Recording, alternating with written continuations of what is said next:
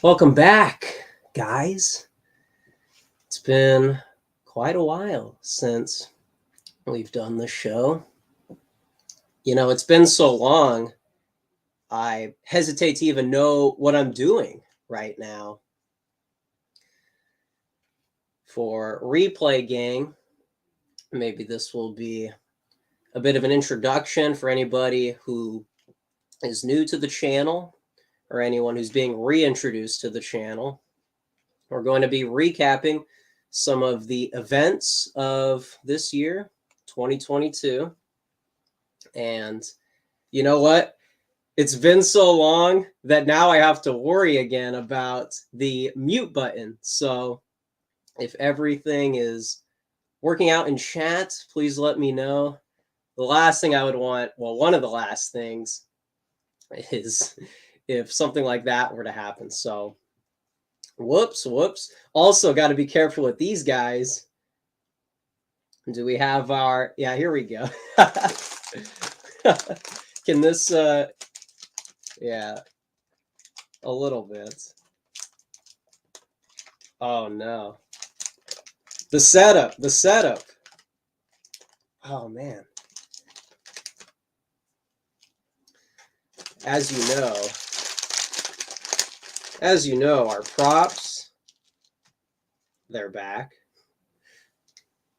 So how's everybody doing? I'm more curious how some of you guys have been up to, but if you guys could brainstorm that while I'm getting used to this thing, I feel like I'm new to the channel all over again. I feel like I'm back a year ago. So, hey guys. Shout out to Bass Guitarist. Shout out to Just Jimmy's. Spiff. Oh, man, the gang's all here.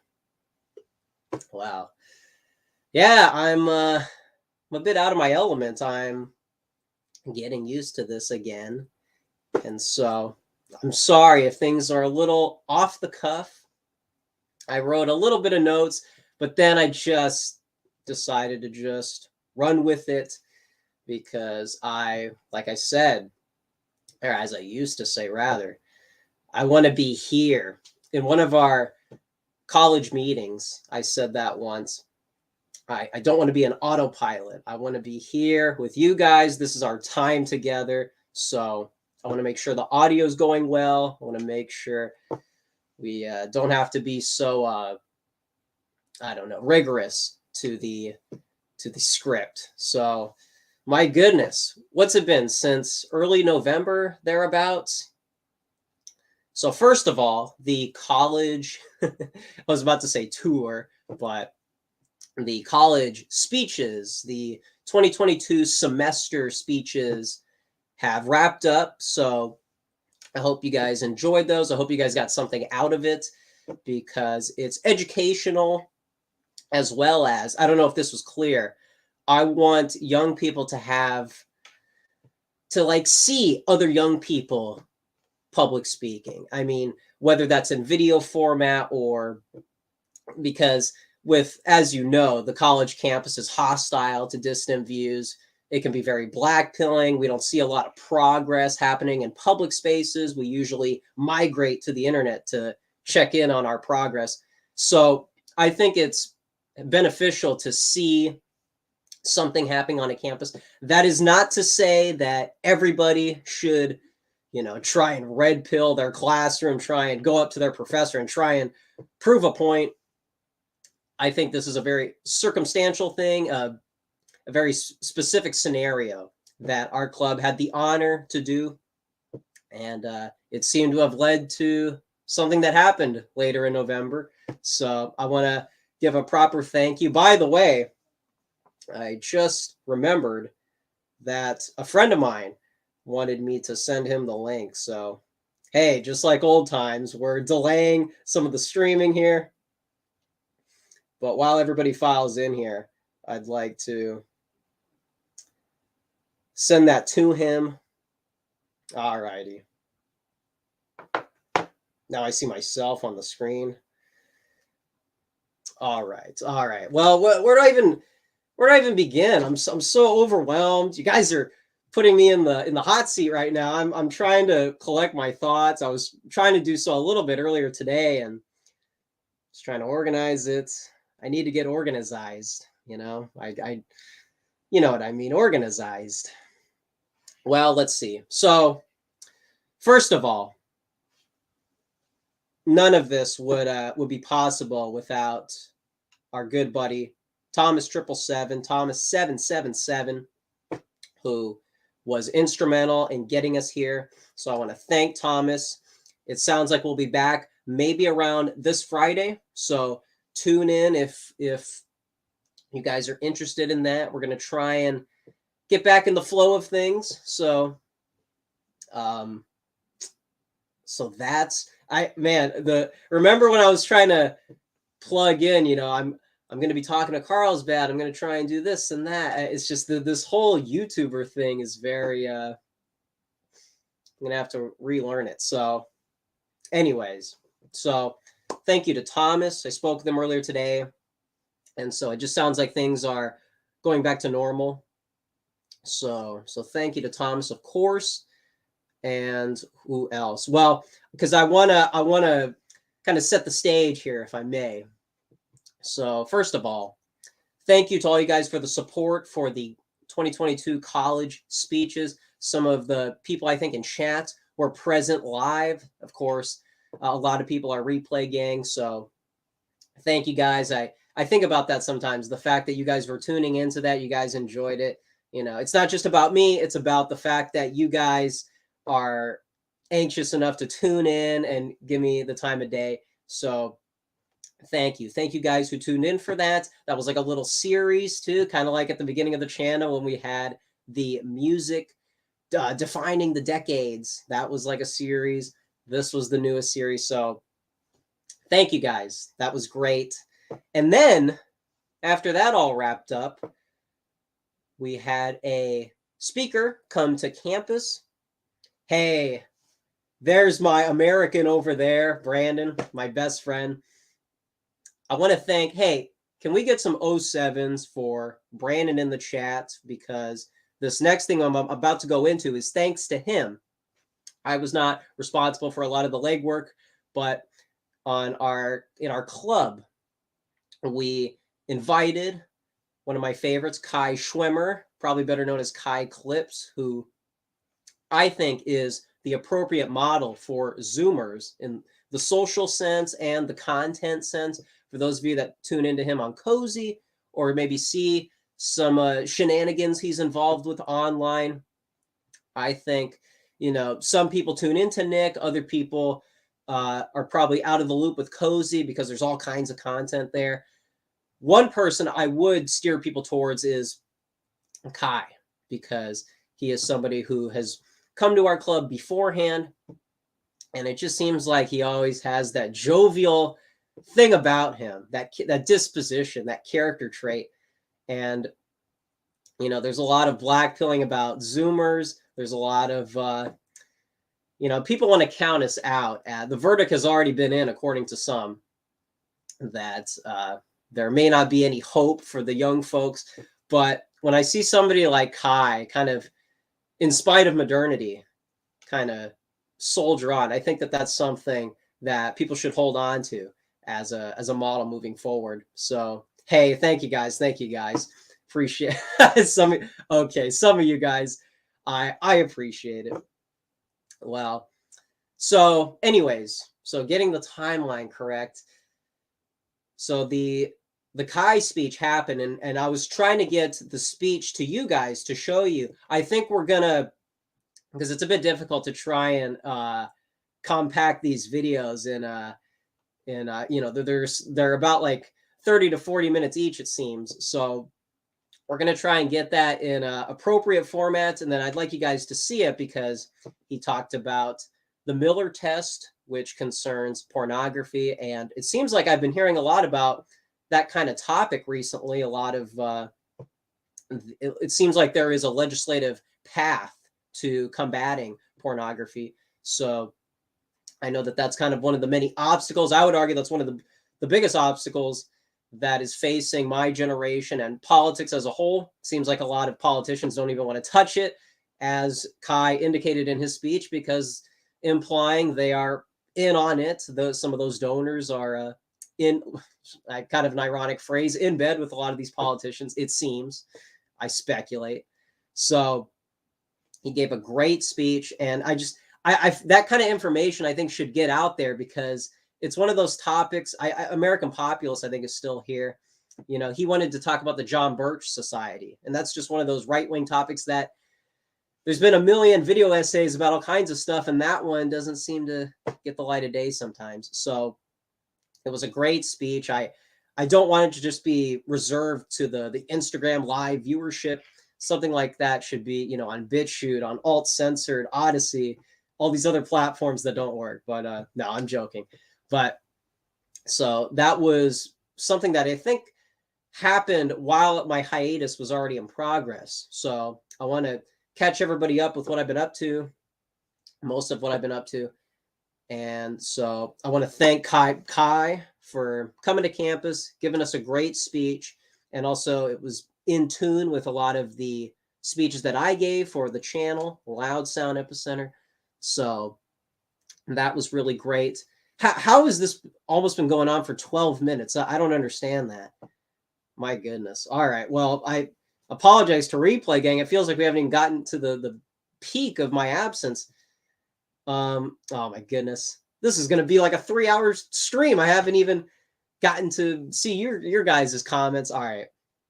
Well, let me catch up here. What else?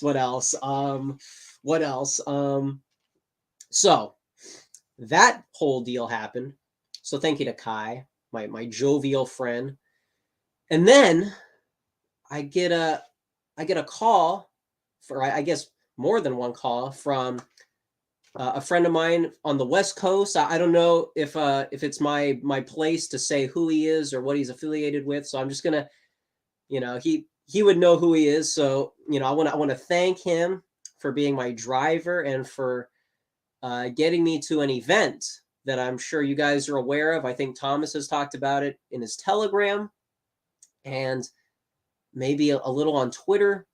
But as you guys probably know, me and Thomas went to Tennessee. And so I think that was my first time there. And it's kind of surreal because we've been talking about Elvis from time to time on the channel. That was a crutch. And so for arguably one of the peaks of this year, trips to be in his state, that's a bit, that was a bit something. I remember landing on the plane and I was listening to an American Trilogy, and the vibe, just everything kind of fell into place, if that makes sense, just kind of in a feeling sort of way. I arrived there and I was waiting for him to pick me up at the airport, and I don't know how to describe it. It was like the beginning of a movie, like the stage was about to be set. So I want to describe my experience in Tennessee because I want to be transparent here. I've never been to a conference. Well, I guess I've been to AFPAC, so scratch that. I've never been to, I guess, this corner of conferences because I kind of take it for granted that something like AFPAC exists, the fact that Zoomers kind of have a space. And so this is kind of like going back to, what would you say? This is like going back to the spaces that did exist prior to something like this, something more Zoomer centered. So I wanted to, yeah, bass guitars. He knows what I'm referring to. He can tell you some stories for sure. But so I arrived in Tennessee and we went to the Airbnb, and me and this guy, it's funny because I'm talking about like job prospects. I'm talking about like, you know, how things are in the dissident right and sort of the chaotic arcs that seem to happen from time to time. And I don't know, he just had this very like elder statesman, fatherly kind of advice. I'm saying that in a descriptive, friendly way. I'm not trying to mention the age gap, but I'm just saying there were a few moments like when I'm trying to put my tie on and so on. There was just a lot of that, a lot of, you know, I'm out here in the sticks. I'm in this weird neck of the woods away from parents. It really was like a maturity thing. It was, me like a fish out of water type deal. So anyways, now I'm getting a little lost here, but so I want to thank him if he's watching right now. He asked for the link. If you're in chat, you could type in chat. And I also want to, if anybody was in Tennessee who was watching this, besides bass guitarist, I know he was there, but anybody who I may have ran into or no, Felix, come on now. It's not what I'm trying to imply there. I'm just saying, a lot of these people took care of me. A lot of these people, it's seemingly kind of, I don't know what's like a proper metaphor there, but anyways, got me a place to stay, got me a ride. So I mean, very grateful that these guys were looking out for me, and so I'm there in Tennessee. Thomas rolls by, and then some cozy people show up, and so it was just kind of like it was like worlds colliding. You have these different branches of the dissident right all coming together, and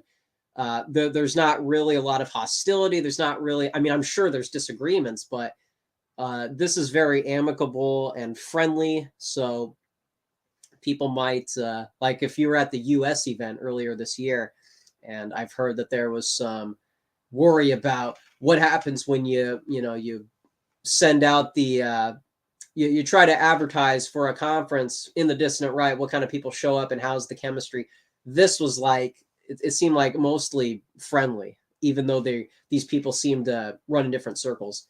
So it was just nice to see that something like that is possible. The organization is happening behind the scenes. A lot of people don't hear about it, so people kind of make that a reason to be black-pilled, pessimistic. But I think Zoomers need to break that cycle, because I saw it. I saw how it could work. And so that's not to say it's always going to work and there's not going to be disruptions with certain camps, but I think that that week was something that made me very optimistic and would probably make others if they were there. So what else? That in Tennessee, I mean, the people there, I don't know if this was some of that Southern hospitality that I hear of, but I am admittingly a city slicker. I'm on the West Coast. Some might say that I don't really fit the profile of a would-be dissident right person, but I'm actually very amicable with a lot of the Southern stuff. I don't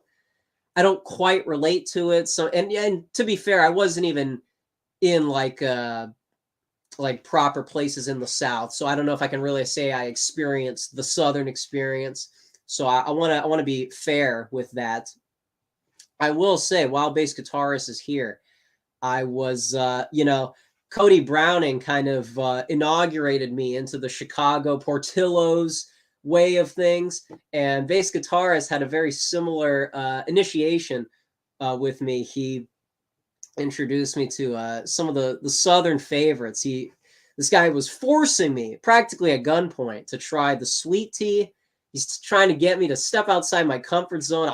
I had hesitation, but he had me, what was it, coleslaw and some other things, hush puppies, all this foreign stuff, all this seemingly foreign things in my own country. I just, I don't know, this stuff was a big leap for me. So I want to thank bass guitarist for showing me around the Double R Diner and making me feel at home, my home away from home. So that was an honor to, try something a little different, I guess, something I probably wouldn't otherwise do. It kind of needed a little nudge to properly assimilate into the South. So yeah, maybe now I need to put on one of those Thomas Confederate flag rings now that the initiation has properly took place. But that was the highlight. Didn't think I was going to be doing that. What else? The conference, here's the thing, okay? For those of you that know the conference, I mean, I was expecting like a 50 and older club. I was expecting the at the back of the menus where it says like, yeah, this is your menu now. I was very surprised. I don't know if I'm overestimating, but just based off of what I think it looked like there was about 30 millennials slash Zoomers at this conference, which to me was surprising because I would expect something like that at AFPAC. That's a lot more catered towards the younger demographic. But I mean, this is an operation that's been around since like the 90s. And I remember reading some article about how since around like 2015, the demographics have gotten younger. Maybe that's, a couple people here and there. I'm speculating with these numbers, but it just seemed like I was seeing a lot of people my age or just a little bit older, which, we can call them honorary, I suppose. And that was just very encouraging. I was talking with a few people, and that's the thing. If you were in Tennessee, I should have like asked for people's numbers and so on, because it seemed like I just didn't really do much of that. So if you're one of those people, leave a comment. I don't know if that's outing yourself, but reach out to. I'm active on Twitter. I'm active on Instagram, and I just like to get the word out for those that were there. I'm trying to find who those people were, because I don't want to wait a year to find them again, especially now that AFPAC is looking to be later on next year. So that's that. I mean, Tennessee was, and specifically that conference too. I mean, that was my first time there. And the thing is, I know it was kind of controversial for somebody like Laura Loomer to be there. And to me, like, my takeaway with something like that is it just seems like a lot of the more mainstream types are edging in a more dissident direction. So I know in the dissident right, we're often critical of things. A lot of things aren't good enough for a lot of people, but some might see it as a concession to allow somebody like that in a dissident space. But to me, I think this was also in one of the, like, a review of the event. Somebody was saying that it almost seems like Taylor was intentionally trying to, activate the almonds and get people to, kind of intentionally add a chaotic energy to try and get people talking. So the fact that this isn't the same old operation for year after year. I know a lot of people probably classify a lot of dissident conferences like this as kind of nothing like beneficial in the grand scheme of things. But if you have something like this, which gets people talking, it can allow people to kind of try and think their worldviews to their logical conclusions. So I thought it was kind of physically showing that the mainstream and the dissident worldviews are overlapping more so than we probably give it credit for. So that was kind of my takeaway. Part of me does want to be a little more antagonistic and cynical, but listen, I don't know. Maybe I'm just in a different headspace now, and I just I see more rooms for optimism than the contrary. So I mean, Tennessee. What else? What else can I say? Just people were so inviting. That's the thing. I remember. Well, I almost outed somebody when I was in Florida. Bumping into person after person, seeing people I recognize. It was like the internet world was going into the real world. And for this was like an extension of that, because things like VDare and Amrin, I mean, these are things that, you would rarely see somebody talking about that kind of thing in like real world space. And to just kind of see people openly talking about that stuff, it's like, it just shows you what's possible, the kind of organization that's happening that people aren't broadcasting out there. So that's the thing. Does that make sense? I'm just saying that even when things seem to be stagnant for long periods of time, the content drought seems to swell a lot of things up. I don't think it negates a lot of the progress that's happening behind the scenes. I think a lot of people lose sight of that. So that was the thing. And I kind of wanted to show you one of our last presentations. Check this out. Can I go full screen here? I guess you could see it. Now I got to remember how to do this. And I apologize if I'm neglecting the chat. I just don't want to keep you guys in the dark. All right. So a lot of people who are dissident right, far right, agitated, looking for a white pill, especially everything that's happening with Trump recently, some of the capitulation, some of the disappointments, the black pills. What does success look like? What is the criteria moving forward? It does not look like agitation, rallies, public rallies, marches. It looks like this. If everybody can see the screen, it looks like organization, conferences, people from the mainstream associating, people having some of that Kai energy to persuade people to do things like this, especially with the US event earlier this year. It just seems like things are really combining. All these factors are coming together. And whether it's the US event, AFPAC, Cozy TV, Tennessee, this is success and the organization is happening. So I just think that that's kind of something to think about long term. A lot of people, it seems, ask, what are we supposed to do? Are we supposed to vote our way out of this? Is everything we do dependent on the ballot box? What are we doing here besides watching each other's videos and leaving comments? I think like our club on campus, how we were meeting once a week, organizations like this in Tennessee, the fact that people are meeting places, that is success. The fact that, writers are trying to create like a right-wing dialectic, and some of the stuff that Joel Davis does. I know he's been in Twitter spaces reacting to some of the yay stuff, reacting to, I guess, politics as a whole. The fact that people are bringing that conversation forward, that is success. That is all we can do. People that are dating and it's leading to a marriage, that is success. I don't know. I feel like a lot of people do so much reading and, migrate from channel to channel. It's almost like they psychologically build up a profile of this criteria for success that they can never reach. And I'm saying that, when you meet somewhere with your friends and it's more than like a hangout, it's like a connected with an organization, or, you're associating with something local, some of that regionalism, that is success. You know what I'm saying? So it's about recognizing, you don't really have to do that much in the grand scheme of things. Victory does not just look like a presidential election. You know what I mean? So that was something that it seemed like came to mind during Tennessee and made me more like understand that dynamic. So anyways, I wanted that to be somewhat more clear. And I mean, it's I'm trying to think just if I'm leaving anything out. Obviously, there's like some personal accounts, but I think for Tennessee, I just want to thank everybody who was there. And I don't know if they're gonna see this. This video is already.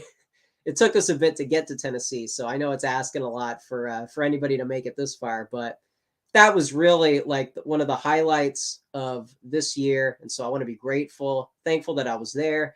Thanks to my friend from the West Coast who's affiliated with a certain organization. He apparently he found our speeches for the club hosted here on Loud Sound Epicenter. And so, that's kind of the network, if you will. Brandon's been helping me out a lot. This person from the West Coast has been, took me across states to mingle with some people. And then, I meet Thomas there. Some of the cozy guys are networking with this different side of the dissident right. I mean, I want to say all this because I want you guys to be able to picture, what is happening here. This isn't a bunch of guys, a bunch of Zoomers goofing around, like me, just looking forward to the club sandwich at the event, looking forward to the sweet tea and the coleslaw. That's a bonus. Okay. That's a bonus.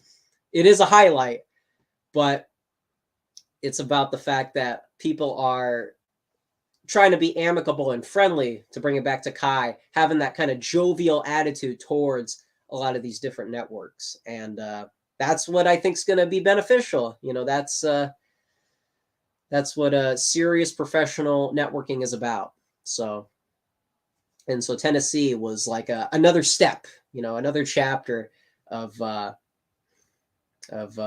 So anyways, I hope I'm not making it sound too dramatic, but I just want to know where those people are now. Where are they tonight on this Tuesday night? Who knows? But and the other thing too, my goodness, I was also, this was just like a wholesome little moment. I hope this isn't like hope this isn't bragging or unnecessary, but there was that one moment, as you guys know, or I don't even know if people know, I'm like I'm a philosophy major, and I'm kind of like the new recruit, the FNG, if you will, to this conference, and so I'm just trying to find my bearings in this environment, and this very sweet person comes up to me and introduces me to like the philosophy major section of this conference, and it's people. I mean, I'm speculating. It's people my age, thereabouts, probably. And I didn't get any of their numbers. I didn't network at all. I was just kind of dazed in this. Just the fact that there's like a little college section of this, dissident place. I was just like, man, I'm home. These are my people. This is we're all in this together, sort of thing. But not to get too soft. I'm just saying it's just very, you don't get a lot of that regionalism type stuff on the West Coast. It seems you don't get a lot of that. As far as college political organizations go, you get stuff like Turning Point USA, YAF, and so to find like a dissident corner that specifically, I was kind of being invited to. It was just like, man, those people are out there. Those people do their thing, and we don't see them physically, but it would probably help people and make people white pill to know that those people exist, and that the Southern culture isn't completely gone. The dissident culture isn't completely online. That's the thing. So anyways, very grateful to that person, to that group. I just feel so dumb for not trying to network it and make it a professional thing. I was just dazzled by it. So, but anyways, that's like a personal thing. I don't mean to waste people's time, but anyway, yeah, George, I know. Whoops. But are you from? Because you're the thank you, bass guitar. Okay, that's what that's in reference to. Okay. No, I understand. So yeah, Tennessee. I mean, my goodness, just good times, and always great to see Thomas. I mean, it just seems like everything I go to with him, it just seems like it's always a memorable experience. So very grateful to him and all the people that were there. So anyways, so that was Tennessee, and just really grateful that there were young people there. That's the thing. To me, that's kind of like my metric for success. But anyways, so where does that get us? That gets us towards the end of November, right? My goodness, what are we at? Like almost 34 minutes. Yes, thank you, Puente. That is what I'm saying. So on this holiday season, stay optimistic, stay white-pilled, and look forward to the next year. Because to me, it's not more of the same. It's progression, okay? Not in the leftist sense, but, actual, natural progression. So anyways, all the nice people in Tennessee, being grateful, and so what's after that? So December, and by the way, for anybody who wonders, where am I sometimes when I'm not doing the show? If you follow me on Twitter, which I'd like to put that link in the chat, because I don't know How many people on YouTube migrate over to Twitter? I know it's kind of a difficult thing. It's just overwhelming because, I don't. I'm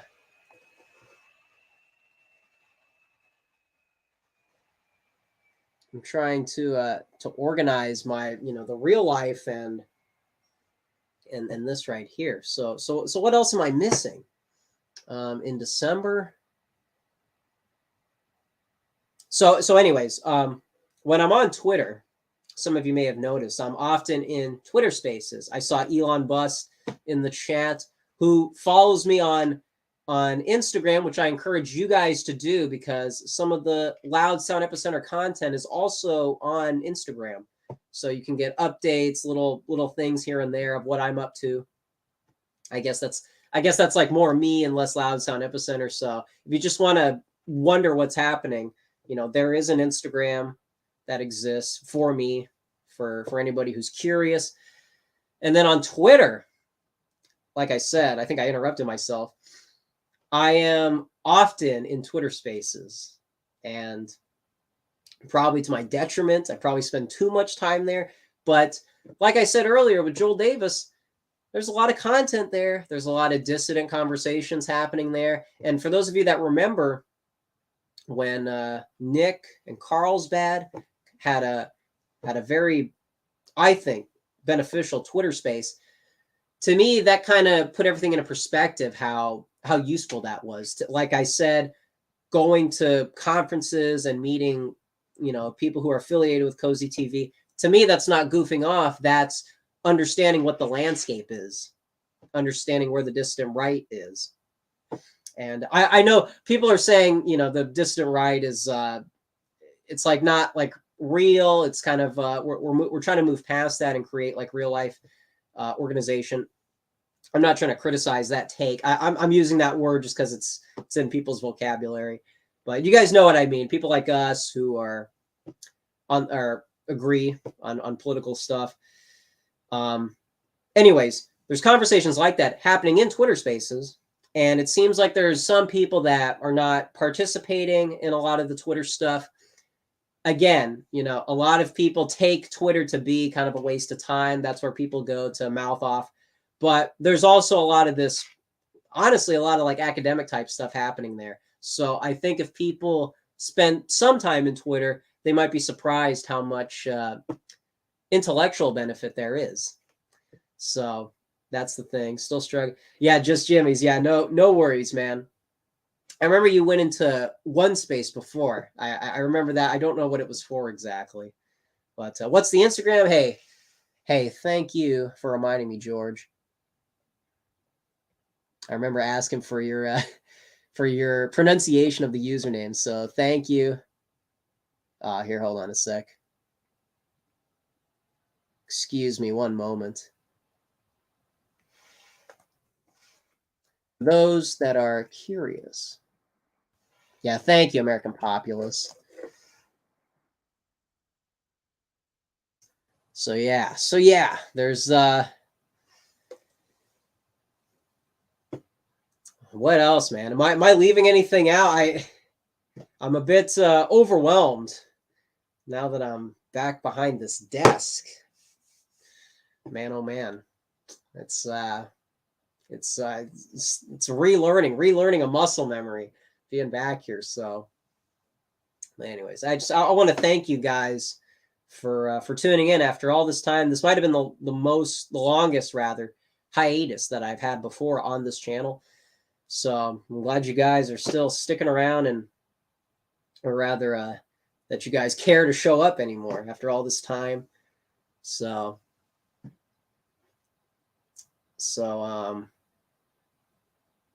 anyways, I if I'm forgetting anything, remind me in chat, because we'll still be going on here for a bit, and I want to see what you guys are up to, because again, I kind of consider this an interactive show. This isn't really like John Doyle, where it's like a video essay or one specific topic, and then you try and drive that point home.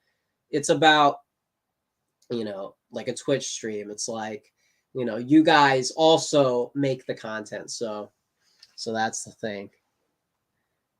Let me scroll to the top here. Nice to see.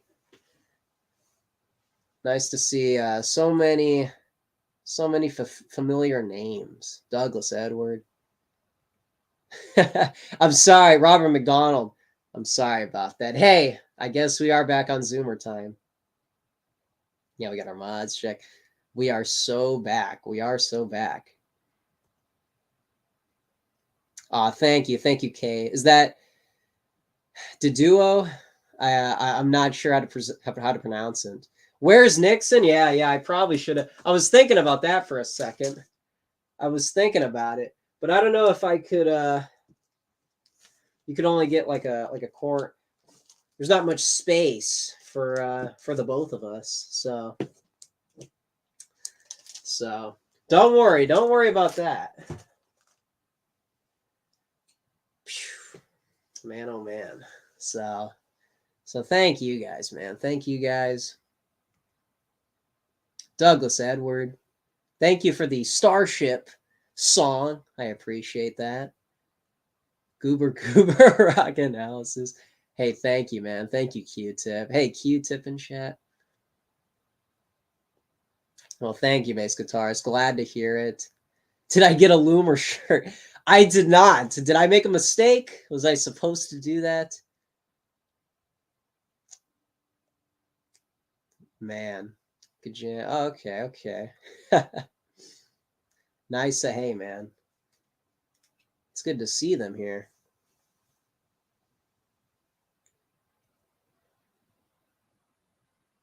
I would have to put on a tie and coat and gone if I knew there was a station. There you go. Thank you guys for that. Oh, thank you, Cody. Thank you for the comments. No. My friend on the West Coast is not Mel Gibson.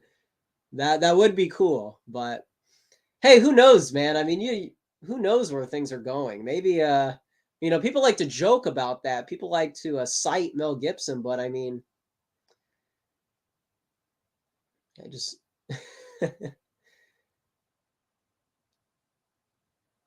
kill a what is that? Ham? Kill a ham? Hey man, yeah, it'd be nice to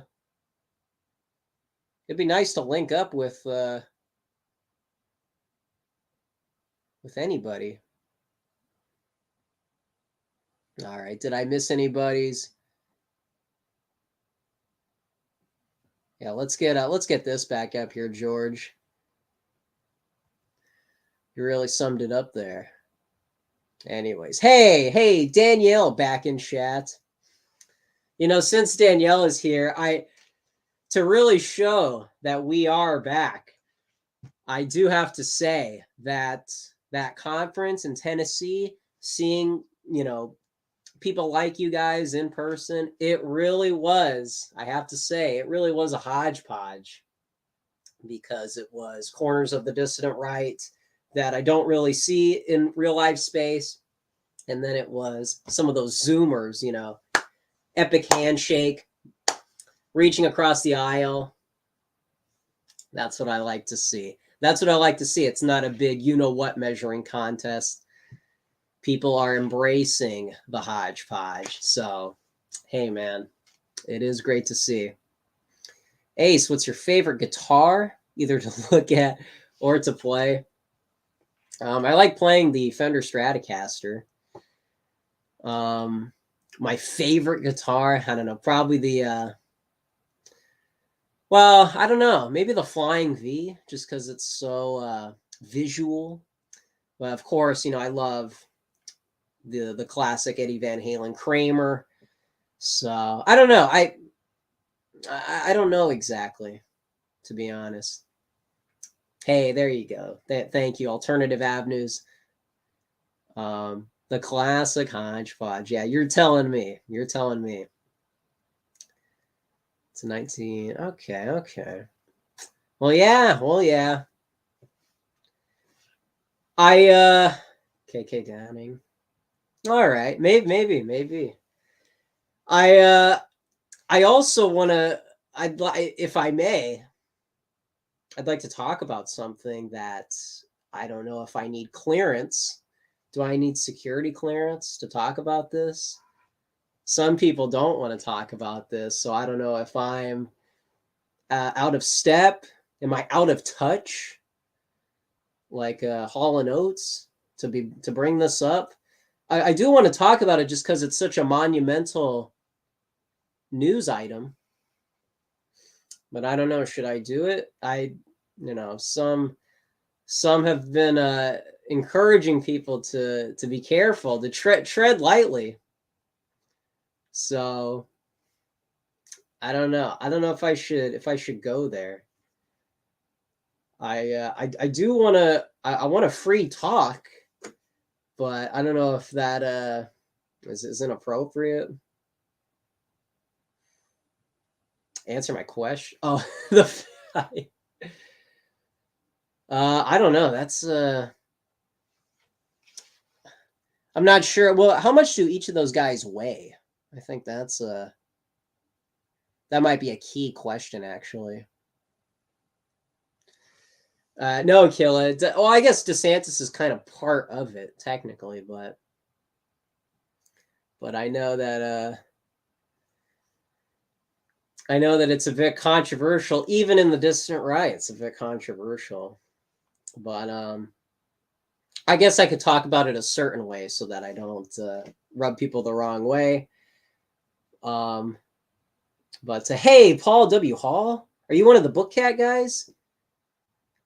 I'm sorry if I'm getting that wrong, but that looks kind of familiar. But anyways, yeah, I'd like to talk about the yay stuff.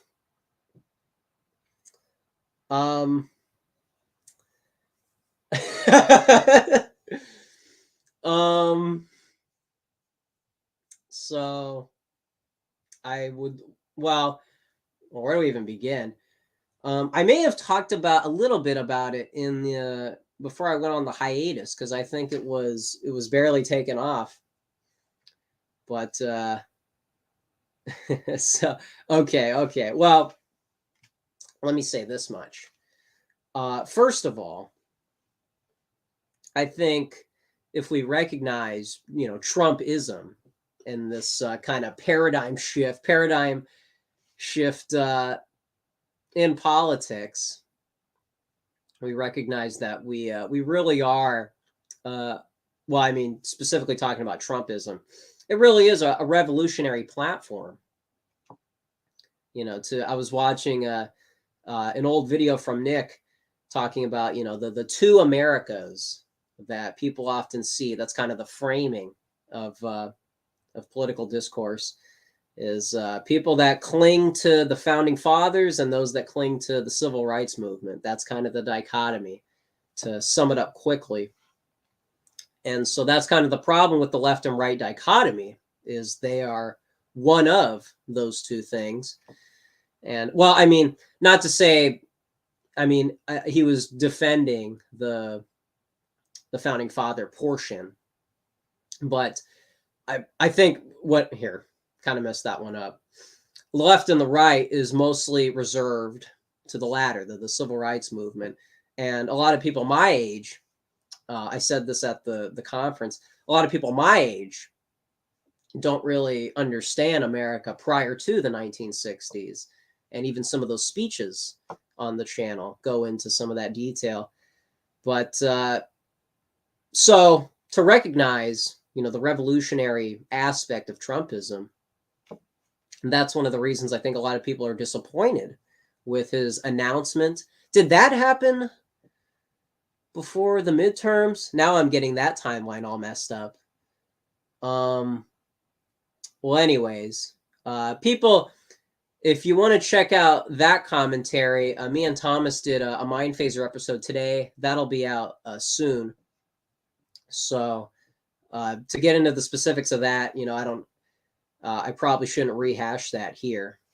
But anyway, I'm just trying to set the stage here. we recognize that what the dissident right liked about Trump was that it was kind of not loyal to the two-party system. And it did have this pop culture aspect. It did have this chaos energy in the DC networks. And so the Ye thing is kind of the same thing, where you have this celebrity who already has cachet, who already has loyalty from a different avenue, so to speak. And that is the natural progression of kind of the post 2016 political discourse.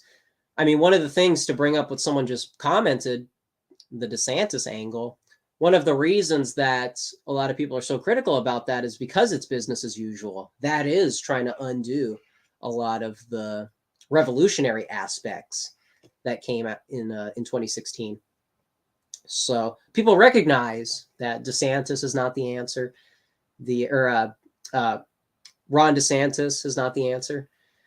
And some of the disappointments that people have said, including the Prudentialists, I was watching one of his 2022 recap he recently uploaded, talking about some of his, I think this was like 30-ish minutes into the video, talking about his disappointment with Trump and how it's not really revolutionary as it was. I don't want to put words in his mouth, but some of the shortcomings with that. And so if we could just look at the Ye thing, well, first of all, I think people should check out the Ye thing. And if people are a little too stubborn to do that, I would like people to think about the model that Ye is doing. I know people would joke about Mark Cuban and Oprah becoming like a counterexample to Trump. The fact that a celebrity was participating in politics on a serious level, that would allow a premise for people on the left. But again, I think what we're really talking about is the fact that we are in a new era of politics. We are in an era where there's an article in the New Republic. Oh man, what is the title? It's about postmodernism and Trump, saying how, I mean, just vaguely summarizing it, it's Trump in a way is kind of one of the first postmodern presidents because he's not a conventional candidate, and people are familiar with that kind of shtick. But when we look at Ye, the fact that he's kind of off the plantation, so to speak, the fact that there's a lot of discourse that is, as Thomas would say, deemed illegal since the 20th century, there is kind of a dialectic happening. There is a lot of discourse that people would probably count out or disqualify. That's been happening in the past few weeks. And it's funny because when we look at some of those interviews that a lot of people are mentioning, first of all, well, specifically the InfoWars one, that one was like 3 hours-ish? There's a lot of stuff in that interview. I know a lot of people are familiar with the headlines, but there's a lot of stuff in that interview. So I think it's often easy to minimize a lot of the developments over the past few weeks. But if we can think about that model that Ye is doing, if you think about it, that's what we talk about here on Loud Sound Epicenter. That's some of the stuff that was mentioned in the speeches for our club. The fact that politics and pop culture are conventionally separate industries, but when we see what happened with Trump and we see what compels people in politics, is it the fact that most voters are bookworms and they're active participants in dissident video essays, and they are using a lot of this academic knowledge to decide their vote? Or is there a pop cultural impulse, or I guess that's not the right way to say it. There's more of a feeling impulse that gravitates people towards non-political ways of looking at politics. So I think that is a frame that a lot of people are minimizing. I think a lot of people are kind of waiting for something else to happen instead. People are, I know people talk about the Caesar, the American Caesar, and we're kind of in a wait and see phase. But until that happens, I think there's a lot of discourse that Ye has brought to the table, and the fact that a lot of it seems to be coming from a non-political place, and the fact that some of it can even, it sounds like, come from like the music world. I mean, that's a lot of the things happening on this channel, it seems like. So I know that a lot of people may not totally understand my angle with this channel. I think I've said before, Jonathan Bowden's pulp fascism, right-wing elitism, looking at pop culture from a dissident perspective, looking at the right-wing themes in the mainstream, things that people don't conventionally see as dissident can be found because we kind of have a macro culture. We have an American perspective that minimizes those elements and encourages us to go check out other candidates instead and look at politics in a specific way that is not revolutionary, that does not disrupt the status quo. So that's the thing. I wanted to say that in a way that makes sense, and so I know that was something that some were discouraging people from talking about. I know it's a bit polarizing, and it may look a bit childish to get psyched up over the latest thing, but I really like this kind of postmodern analysis that's happening on some of the Ye stuff, some of the developments over the past few weeks, and so maybe that was a bit rambly, but just because so much has happened, I'm a bit overwhelmed. So, oh yo, all righty. Well, let me see here. Am I missing anything? Am I?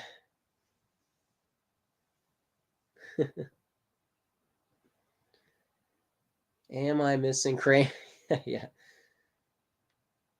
Hey, thank you, JK. Thank you for the welcome back.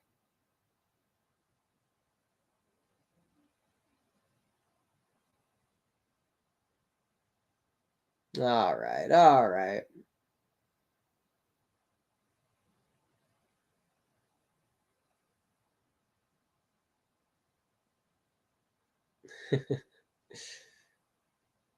Well. Hey, Tuesday, FA Tuesday. What's going on, man? Just thinking of you. Oh, thank you, man. I think the semester is mostly over for Americans, maybe. I don't know if everybody's school years are roughly the same. So thank you, Tuesday, FA Tuesday. I feel like I can relax now. I feel like you guys can help me relax. So I appreciate that.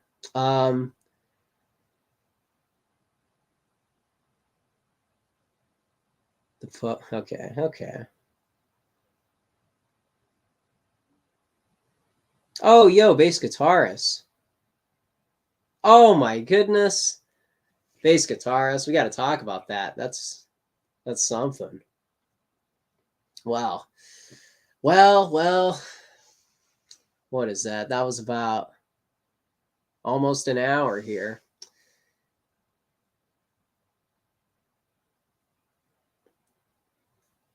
Yeah, no, it's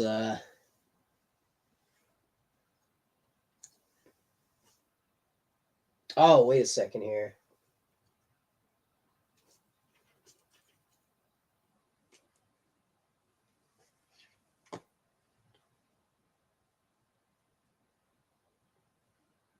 Oh, here. I guess I could show this. I guess I could oh, where is that? Is that here on the desk? Oh, it's over there. Do you mind if I grab that? Is that rude to leave the table? Isn't that like dinner manners type thing? I do want to show you guys this. So excuse me for 1 sec. Don't go anywhere. Don't go anywhere.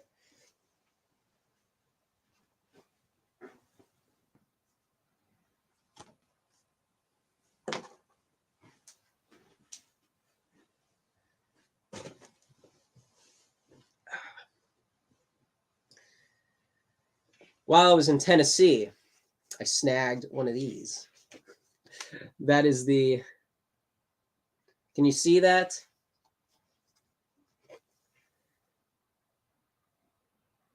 And that is the Vidare Castle, which we may be hearing some things about moving forward. Who knows? I don't know that for sure, but seems like a nice place to host a concert or something. Host some kind of Woodstock event. Who knows? You know, a guy can dream. If anybody's still here, I do want to talk. I want to tell a story, if I may.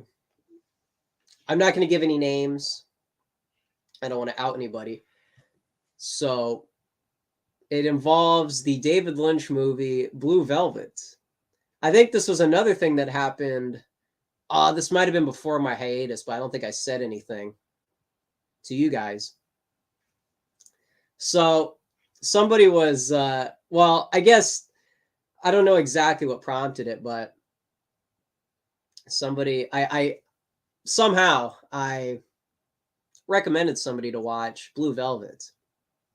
And this is a person who I think mostly watches like musicals, kind of mostly like family friendly tier content. And so, you know, to me, like Blue Velvet for the first like 40-ish minutes is a relatively tame movie. Now, obviously there are adult things in it, but I don't want that to scare people away or people to fixate on those specific moments, because I know that that kind of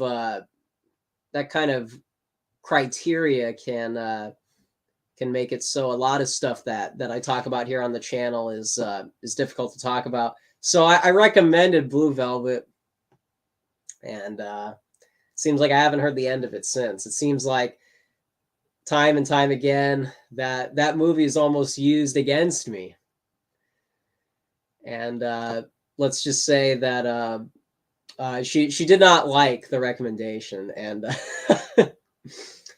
and I think it made me think of like you guys, because we can talk about David Lynch here. This is like a safe space for Lynch appreciators, and I don't see you guys as like a ragtag group of weirdos, but it's a difficult thing, almost like the dissident right thing, where you're trying to brand unconventional media to not calling her a normie, but like people who just haven't been introduced to a lot of non-mainstream content. So for me to drop that on her, that didn't seem to pan out. And so I don't know. You guys tell me. Was I like way out of my element doing something like that? Was that like such a big cliche mistake to think that was going to go over well? Or like what do you guys think is like a weird movie that's not too weird to scare people away? I'm not trying to insinuate that Blue Velvet is like a date movie, but I mean, it's not even, I guess, relative to me, it's not very weird. I mean, I don't want people to just consume weird content to try and be the edgiest person in the room, or to try and experiment and explore all these untapped genres that they can really, blow people away from, or blow people away in the room. So what isn't, yeah, well, clearly not Egon. Never gotten the hype over David Lynch. What movie will convince me he's worth it? Well, I mean, I don't know if it's appropriate to label her a normie. I don't know. It's almost like you need like a counsel. You need like a counselor to equilibrium. Yeah, maybe. Um, well, I think Twin Peaks the show is that probably would have been a better, but that's like a show. I know that's asking a lot. People don't seem to have time on their hands. So I know Twin Peaks is like a big time dump, but Blue Velvet is a movie, so you're probably more likely to get somebody to watch that, but the content is polarizing, so it's that weird area. So Twin Peaks, and then if you watch the show, you can watch the movie, the prequel. And if you're willing to be more daring in your catalog, then I mean I would say Blue Velvet. I didn't think that was going to be this pivotal moment, but I guess so. I guess it's risky. Doctor Strangelove, yeah, that's true. Probably Kubrick.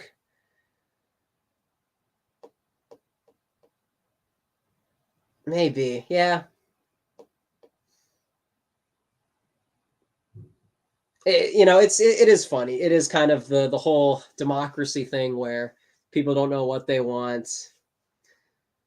People's wants are arbitrary. Dark City, okay, okay. Thank you for. I know that's a little like sci-fi ish, so that probably doesn't really represent most of my favorite, my go-to. But that's the thing, I want to be respectful to people's boundaries, but I mean, I don't want them to be stuck in this mainstream cycle. What's the movie with the big spiders? Oh, Enemy. Enemy is the Dune director. What's that guy's name? Denis Villeneuve. Yeah, maybe Denis Villeneuve. Like Arrival. That's like a weird movie, but I don't know. But to me, that's almost too normal. I don't know if I'm just exposing how out of left field I am, but to me, Arrival is like, to me, there's nothing controversial about that movie, or mostly tame movie.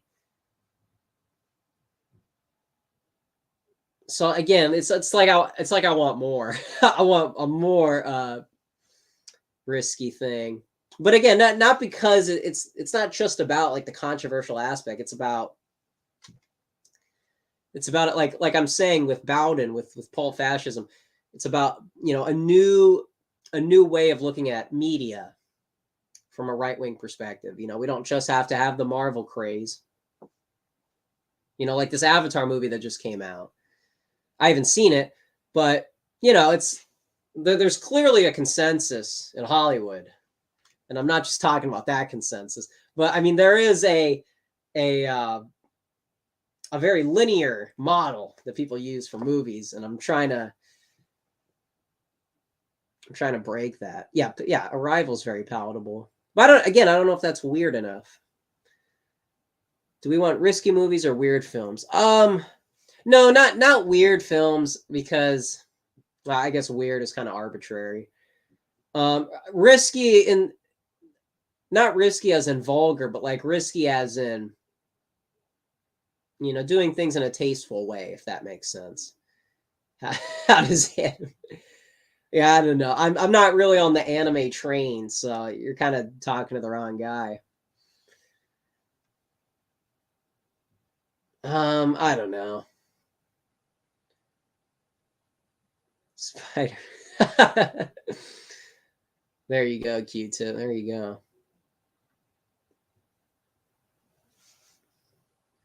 I don't know. Maybe you're just not supposed to do that off the cuff. Maybe you're supposed to wait. Patience. So oh man. And by the way, if you guys aren't in the Telegram, that's another thing you guys might want to be privy to. Remember this whole deal? I got to put the link.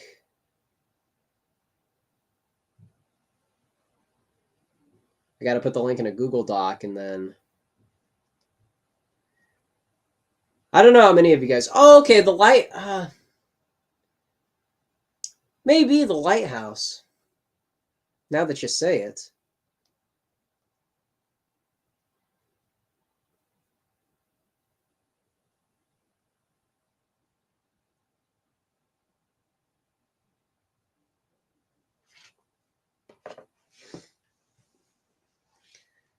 I don't know. I don't know if Brandon's still here. He was doing Italian lines, and now I can't stop. Now I can't stop inserting him into. Well, now that I say that, now I can't stop inserting him into Scorsese films as De Niro, as Ray Liotta. Hey man, what are you talking about? What are you talking about? Like my Uncle Guido used to say, hey man, forget about it. Forget about it, man. Don't let him get you down. Hey, don't let him get you down.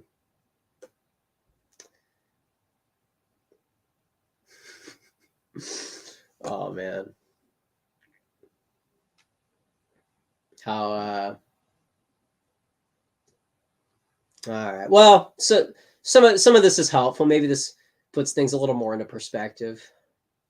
Thank you guys. Thank you. You don't want to confine yourself into the, dissident perspective for the sake of being dissident. You want to find the truth kind of in the utilitarian sense, where you use free speech to find what you want, and then you can kind of abandon free speech and find your people. You don't have to stay in the dissident lane for the sake of like consistency. You just need it to find the framing, the truth.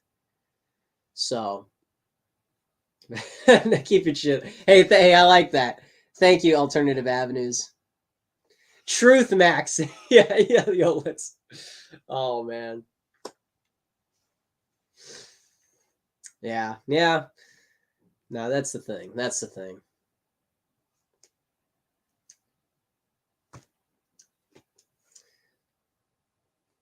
If only I knew where all those people in Tennessee were. If only or something. There was this. I don't know. Is this inappropriate to say? I want to have a human being moment here. All right, a real human being moment. There was this cute girl from New York, and I don't know. I guess I was in a new place, a new conference. I guess I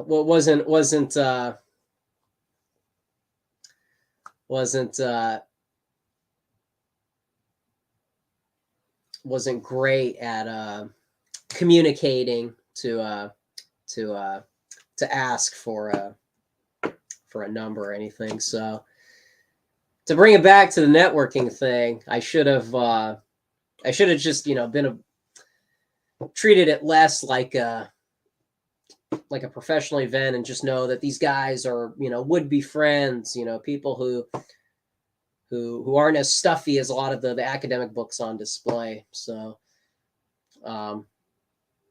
I should have just treated it more like like a friendly type environment, and not so much like a work, like oh, that would have been so out of left field to ask for people's information. It would have been too intrusive. I just wanted to I don't know. It's funny because I was thinking about it, but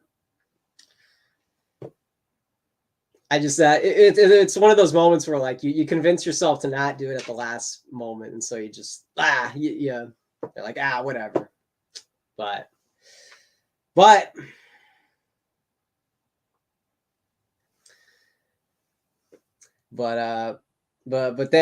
you regret it. So maybe maybe shouldn't.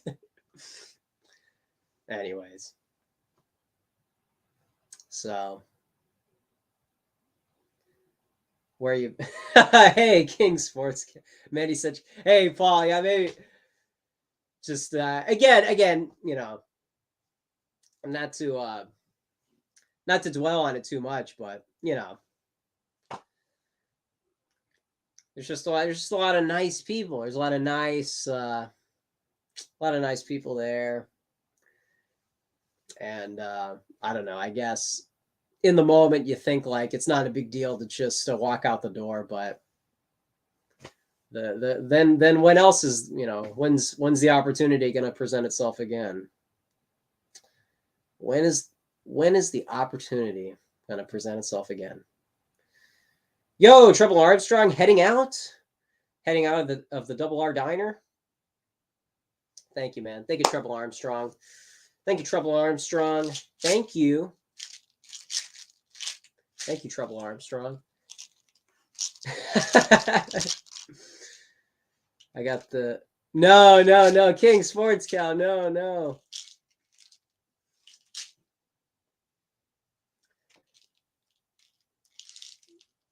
I can't do that. See, that's I hope that doesn't. I hope I don't sound like I'm trying to insinuate that. I'm not trying to. That doesn't feel like the right thing to do, King Sports Cow. I like you, but I can't do stuff like that. Stuff like nah, no.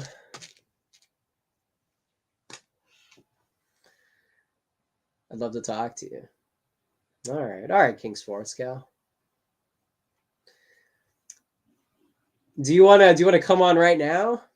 What if I give you the link right now? Would you be up for that? I'm sorry, American Populace, if you're still watching. I just meant for this to be like a recap, a thank you to everybody watching, a thank you to everyone I've talked to this year. People have gotten me here. You know, I wouldn't be here without certain people, so it's more of I'm just trying to emphasize that. King Sports Cal, if you want to. All right, let's hear from the audience. I did say I wanted to. People want to talk about revolutionary postmodernism. This is. There you go. We're taking callers. We're taking callers on the show.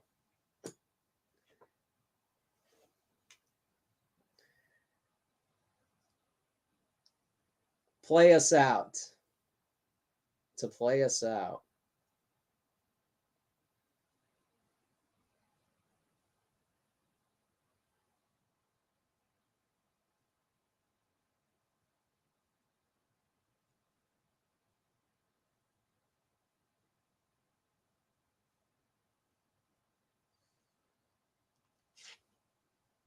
The phones are ready to be called for anybody who is curious.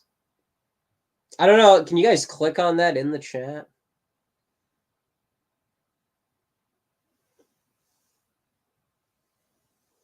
Oh man.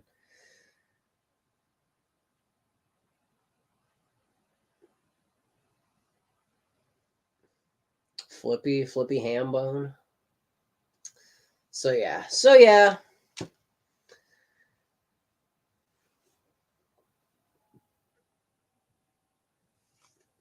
What else? What else do you guys want to talk about? I don't want to be too excessive for replay gang.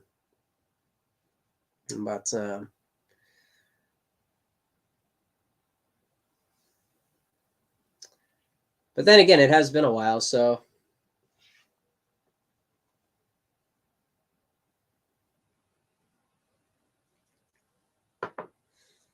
I'm gonna write a song.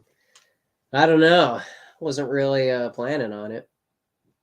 About the Dissident Right. Yeah, maybe that's the move.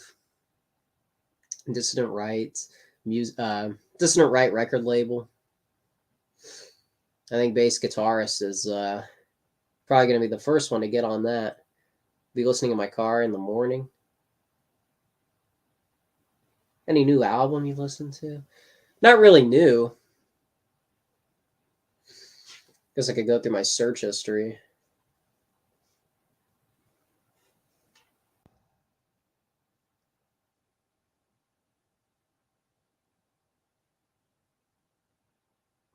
Been listening to Agent Orange.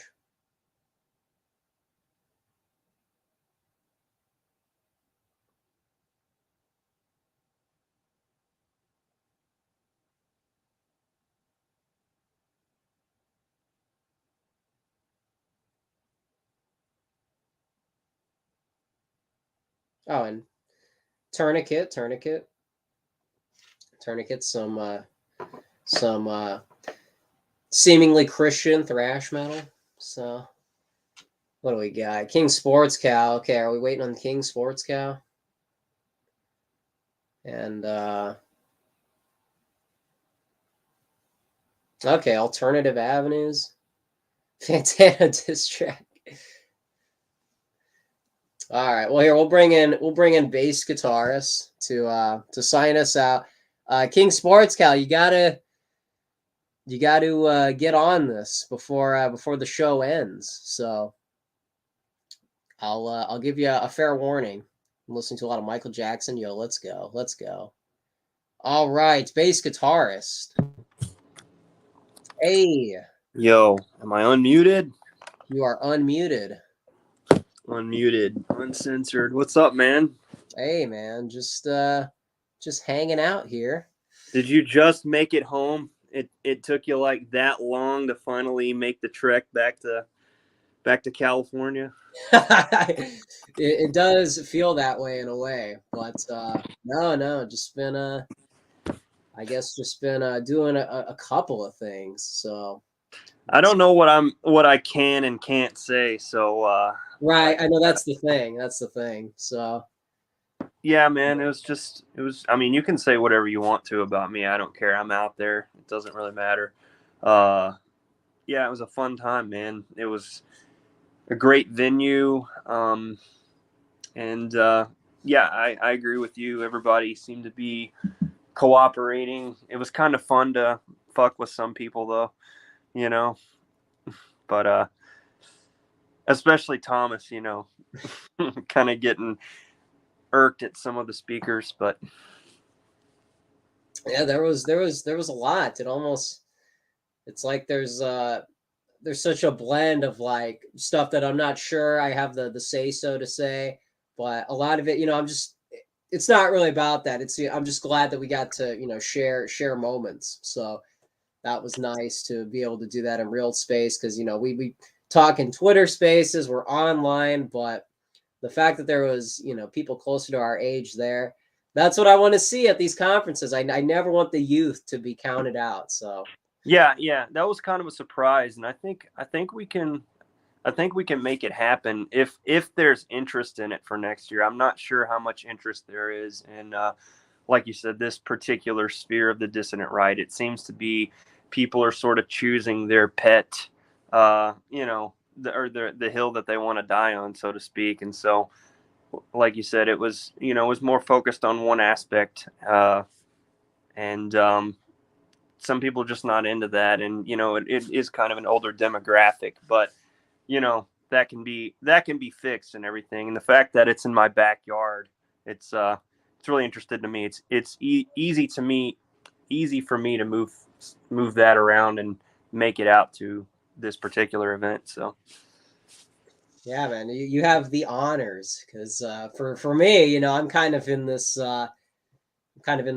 corner of the country where a lot of people make fun of it, but I guess I'll be the traveling man to any one of these venues, whether it's Tennessee or AFPAC. It is what it is. We'll find where we can. There's nothing wrong with your neck of the woods. It's just kind of a has-been. Nashville, Tennessee is the future. Orlando, Florida is the future. That they haven't had their moment yet. So that hopefully the dissident right is what gives them their moment. Yeah. No, we will see. Do you have anything to like plug? Because I want to give you the floor to do any of that. Since it's been a while since we've been on a stream. So yeah, not really, man. I'm just not really. I'm gonna get back into streaming again. I fell off the wagon, but I need to get back on it because You know, I'm still working on original stuff, original music, and I think coming up this next spring and summer, hopefully we'll be getting out and doing some more actual live gigs, and I hope to start doing like some other people I know in this sphere, and actually like streaming every show that I can, and putting that out there. So I mean, nothing really to shill. I mean, you can find me on YouTube and on Twitter, and bass guitarist. That's where I'm more what I am everywhere. So nothing really beyond that. I just wanted to drop in and say hello. Yeah, man, that's about it. All righty. Well, thank you, man. I appreciate you, man. It's good to hear from you. Yeah, man. Thanks for having me on. All right. Well, it looks like we have. Well, hold on. Okay. Okay. Wait a second. I want to bring in a good friend of mine first, King Sports Cow. If you don't mind, hang on the phone, hanging on the telephone, as Debbie Harry said. I need to bring in this guy because me and him have been slugging it out in Discord since the old days. So I haven't even spoken to this guy, you know, voice to voice. So, hey, just Jimmy's, man. Hey, man. Wow. Hey, can you hear me? I can hear you. Wow, man. I gotta say, it's been a long, long time since I've been in the content kitchen, as people say. It's been some time. That's right. I hear you, man. It's surreal. I know we've been talking over Instagram and it seems like other places, but no, man, it's an honor because I'm thinking about you time to time, man. It's just the arc you've had since Discord and in my neck of the woods. It's like I don't know. It's like a high school friend stumbling into my side of Twitter. Absolutely, yeah. It's been quite a journey to say the least, and you know, sort of a tug of war of ideas and struggling with certain things, but you know, making it, ultimately finding my way into these sort of spaces, and it's a great time. I'm really happy to be here, and you were a huge part of that, so I want to thank you. No, thank you, man. Thank you. Yeah, you know, I just want the bond. I want, you know, to find the people who are interested in this stuff, and you know, I want to keep in contact with all these different necks of the woods. So I'm glad you stuck around. I know we used to be in a climate where we were like the only guys who did talk about stuff like this. So Yeah. it was a pretty tumultuous climate, to say the least. it was quite something, you could say. Yeah. But we made it out, and look at us now. That's right. We have made it. We are making it. So I'm glad we could just find some space to find our home in. So no, you're right, man. You're right. I don't even know what else to say just because of all the different stops and turns, pit stops, diner stops.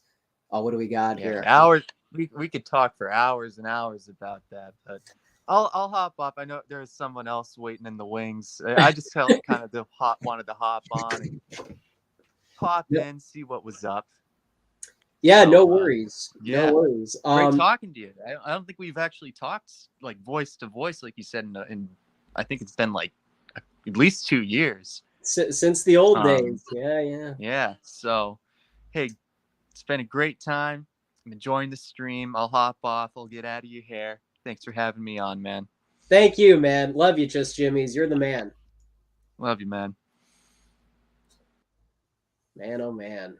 That's the man right there. That's you want to talk about an old head. That's a guy who's been migrating. So all right. It looks like the man of the hour has arrived. He's looks like he's all ready to go. I'm gonna bring him on, and I think this will close out the show. I can't imagine ending on a higher note. So I'm very grateful for this to be the encore. King Sports Cow, what's going on, man? What's up, you fucking zoomer? What are you doing, man? Hey, it's me. It's me in the flesh, motherfucker. I'm about 20 years older than you. I'm stronger than you. I got bigger balls than you. Anyway, I'm just fucking with you, man. No, I love you. I like what you're doing. I like what I think I've seen that one stream you did with your daddy, which Yes. is kind of funny. Yeah. But yeah, man, I like what you're doing. I can't knock you. I can't knock you. You know what I'm saying? You know, I got a daughter who's 19 years old, and you know, so she's around your little time and age, and y'all don't remember what the internet was like. I remember when the internet came. You know what I'm saying? I remember when it was born. I was there. I was in the thick of it. You know what I'm saying? I got some shit I can show you when I was learning how to program and do shit. But anyway, it doesn't matter. But you know, I appreciate you doing this shit. And where the fuck have you been? What's been going on? I forgot about you until tonight. I'm dead serious. I was looking around. I was bored and I was just like, fuck it. I'm going to get on YouTube, see what's going on. And I was like, oh shit, that's that one dude. I forgot about you. What have you been doing? Yeah, I've been doing college. I've been friends, a lot of things. I'm just I'm glad to find the time to do this again. So that's the thing. I guess life has been happening. So you know how it goes. Well, I'll tell you what. I mean, if you can manage it and not make it a priority, but I'm just saying, if you can fucking manage it and keep doing, just squeeze time in to do it. You know, like you said, life is a priority. You know, that should be your main focus, not this bullshit. But if you want to keep doing it, and it brings you joy, and it's something you enjoy doing. And I find some of your stuff to be informative. Some of the stuff you talk about, I never really thought about. You know what I mean? So, you know, if you can find a way to squeeze it into your life, which should be priority number one, then do it. You know what I mean? Don't make it to where it feels like you have to do it, because that's when the fun of it goes away. You know what I'm saying? That's when it's not fun anymore. It's just like, I gotta get on here and do some bullshit. You know, I gotta make a video. I gotta get the likes. I gotta get the clicks. I gotta get the bullshit. You know, fuck that. You know what I mean? Yes. But yeah. But I do want. I'm glad I'm getting to talk to you though, because I do like watching what we created not, I'm not talking about me and you. I'm talking about what we created as a generation in the early 90s, early 90s, mid 90s, with the internet, what we created, and watching young people run with it. You know what I'm saying? And seeing what they're doing with it now. It's all positive, and it's very impressive to me to see what people are doing with it now. And I think that's cool. And yeah, I give you shit because I know, you know, I know what it was like. You know what I mean? And to see it now, to see younger people take the reins, it's a good thing. Sorry, I was rambling. No, I appreciate that. And I hear you. I know the day's going to come where I'm going to be pessimistic towards Generation Alpha, the generation after me. I don't want to be the old guy in the room. I want to be the one who's, I want my generation to be pivotal. And so I think it takes a lot for other generations to kind of see the seniority side of things. And so there is that relationship between the generations rather than needless fighting. So I appreciate that you see it that way. You know, and I mean, if you ever need somebody, you can always, I don't know, I can send you a Twitter or something. If you ever need somebody, if you want to do some banter or whatever, I work a lot because I do have a fucking job, Ace. I do have a fucking job. But anyway, but what I'm saying is, but yeah, I can banter with you a little bit if you want to. if you need some kind of shit like that. If you don't, it doesn't matter. I don't give a shit. I'm still going to live my life. It doesn't affect me at all. But I'm just throwing it out there. But I think you're cool. Like I said, I give you shit. You need to get a haircut and get a real job. But what the fuck ever. but but I've seen your dad. So no, is this too long? I know. So anything past shoulder length is a little bit too long. Okay. In my opinion. Who am I to talk? I have no hair. I have no hair at all. Oh no. I'm a bald fucker. I'm old.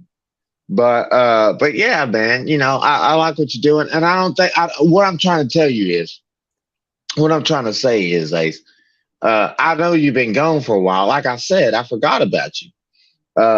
Don't stop. Don't stop. Even if it's just for fun, not to make money and shit. Everybody wants to make money and shit off of YouTube now. That's not how YouTube started. I remember 2006, I think it was 2006, 2007. People was just putting fucking stupid shit on YouTube and just fucking around. You know what I mean? But now it's all about profiting off of that shit. And I'm not down with that. You know what I mean?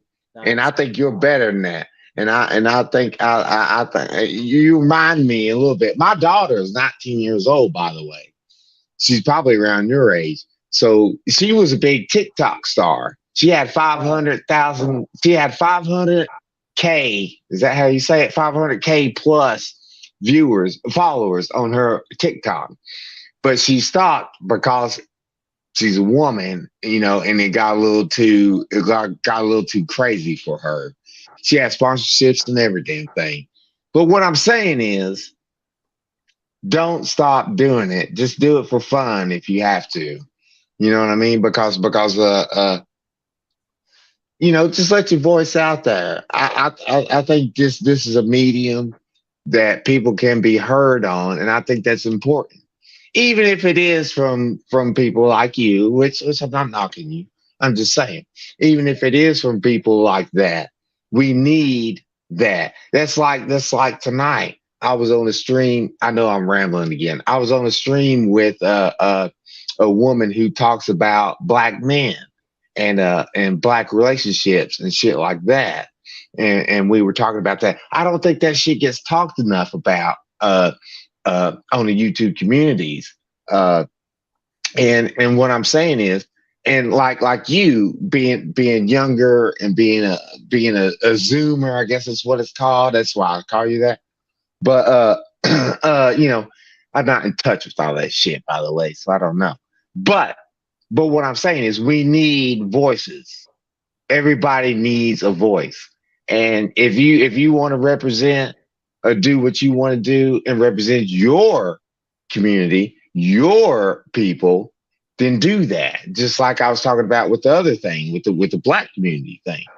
I think that's important. I think that's vital. I think that needs to be happening because everybody talks about bullshit on YouTube. I think people need to connect and talk to people about vital issues, about things of importance instead of trivial shit like movies and comic books and bullshit like that. I think people need to talk about shit. You know what I'm saying? And I think you do that. And that's one of the reasons why I give you shit, because I want to see if you're going to quit, which I don't think you will. And I respect that. And I do respect you, Ace, but I'm going to fuck with you. I'm sorry. I'm just going to fuck with you. No, I thank you for that. I like that. And so,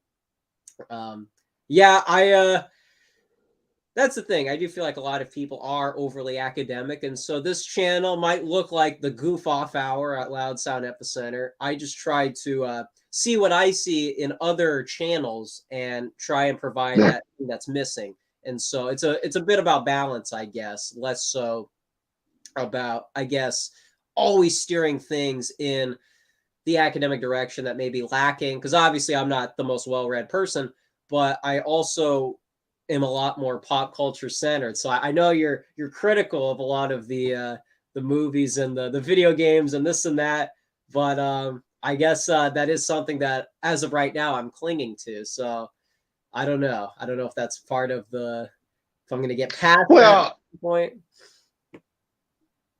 well, I get what you're saying. I'm not saying that movies and pop culture is not something to be discussed. That's not what I'm saying. I think that stuff is relevant. It is relevant to get clicks and get people to like you and shit like that. That's true. But but also what I'm talking about is I need to get in touch with the youth of today because my youth is past. I'm 40 years old. Now I'm still youthful. I'm not saying I'm old or anything, but I'm saying I don't know what's going on in the youth culture today. And what I mean by that, I'm sorry, I'm kind of burping. But I mean by that is that I need somebody out there who can tether me to what's going on with youth culture now, because I don't know. Because back in the mid '90s, I mean, we was just smoking weed and you know what I mean, listening to music and shit and just fucking off, and you know what I'm saying. I don't know what's going on now. I don't know what y'all are doing now. I have a little inkling because of my daughter, but she doesn't share that much of that stuff with of her life, you know, of her aspect of her life. I get a glimpse of it, but she's an adult now. She's not teen. She's doing her own thing. But you know, and I'm going to leave her alone, let her do her own thing. But I like and that's why I liked about you implicating your father into your stuff that you do, because you know we don't know this shit. We need to get in touch with more so with the youth, because the youth embraces the future. You see what I'm saying? That's where we're going, and I know where we've been, but I don't know where we're going. You know what I'm saying? And so anyway, I feel like I'm rambling, but I'm glad to talk to you. I appreciate that. Yeah, I think you're onto something there. Is there like anywhere I can find you besides my comment section? Because I like I said, I had trouble even asking for a girl's number at a far right conference. So, but I'm not going to make that. Dude, I will tell you, I will get to what you're talking about here in a minute, but I want to tell you, you need to fucking sack up and talk to women. All you gotta do is listen. It's not that fucking hard. I'm serious. All you gotta do is listen. When they start talking about their problems, you say, "Oh, that sucks." And then when they start talking about something else, you be like, "Hey, that's interesting. Tell me more." You just shut the fuck up and listen to them. That's all they want. It's all they want. You got the hair, you got the looks, you're good. All you got to do is listen. That's all you got to do. Don't be nervous. Don't be shy. You got to have some confidence. Sack up, dude. That's all you got to do. But anyway, to get in touch with me, I have a Twitter. I'm not that keen on all that shit. But I'll probably send you a link to my Twitter or some shit like that. I don't even know how long Twitter's going to last. I'm sure you've been watching that shit. I don't even know about that, but you know what I mean? Elon Musk and all that bullshit. But yeah, but you know what I'm saying? You know, besides the comment section, like I said, I'm still trying to, you know, I'm still trying to navigate myself through this space, as opposed to as in terms of connecting with people through like we're doing right now. You know, I don't know how to do it individually like that. Like if you send a link, yeah, you know, that's easy for me. But you know, otherwise, I don't really know. But yeah, but yeah. I'll try to hit you up so we can talk and shit. Yeah. But I'd like to talk to you about it. I have an idea. It just came to me. We could do something. I mean, if you're up for it, I really don't care. Like I said, I'll work a lot. You know, I work with my hands. That's the way I was. That's the way I was raised. That's the way, you know, you work for a living. You do shit. You build something. You make something. You do shit. You don't just sit and fucking talk on the computer or whatever. You do shit. You build shit with your hand. Anyway, I'm not going to get into all that. But I was thinking, like we could do like a geezer, like a Zoomer geezer thing, or a Zoomer millennial thing. You know what I mean? Where we could take topics. I just thought of this just now.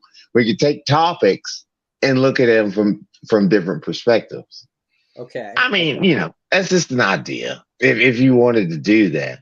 Oh, I wanted to ask you too. What's up with with all the candy? What's up with that? Yes, I've gotten that question before.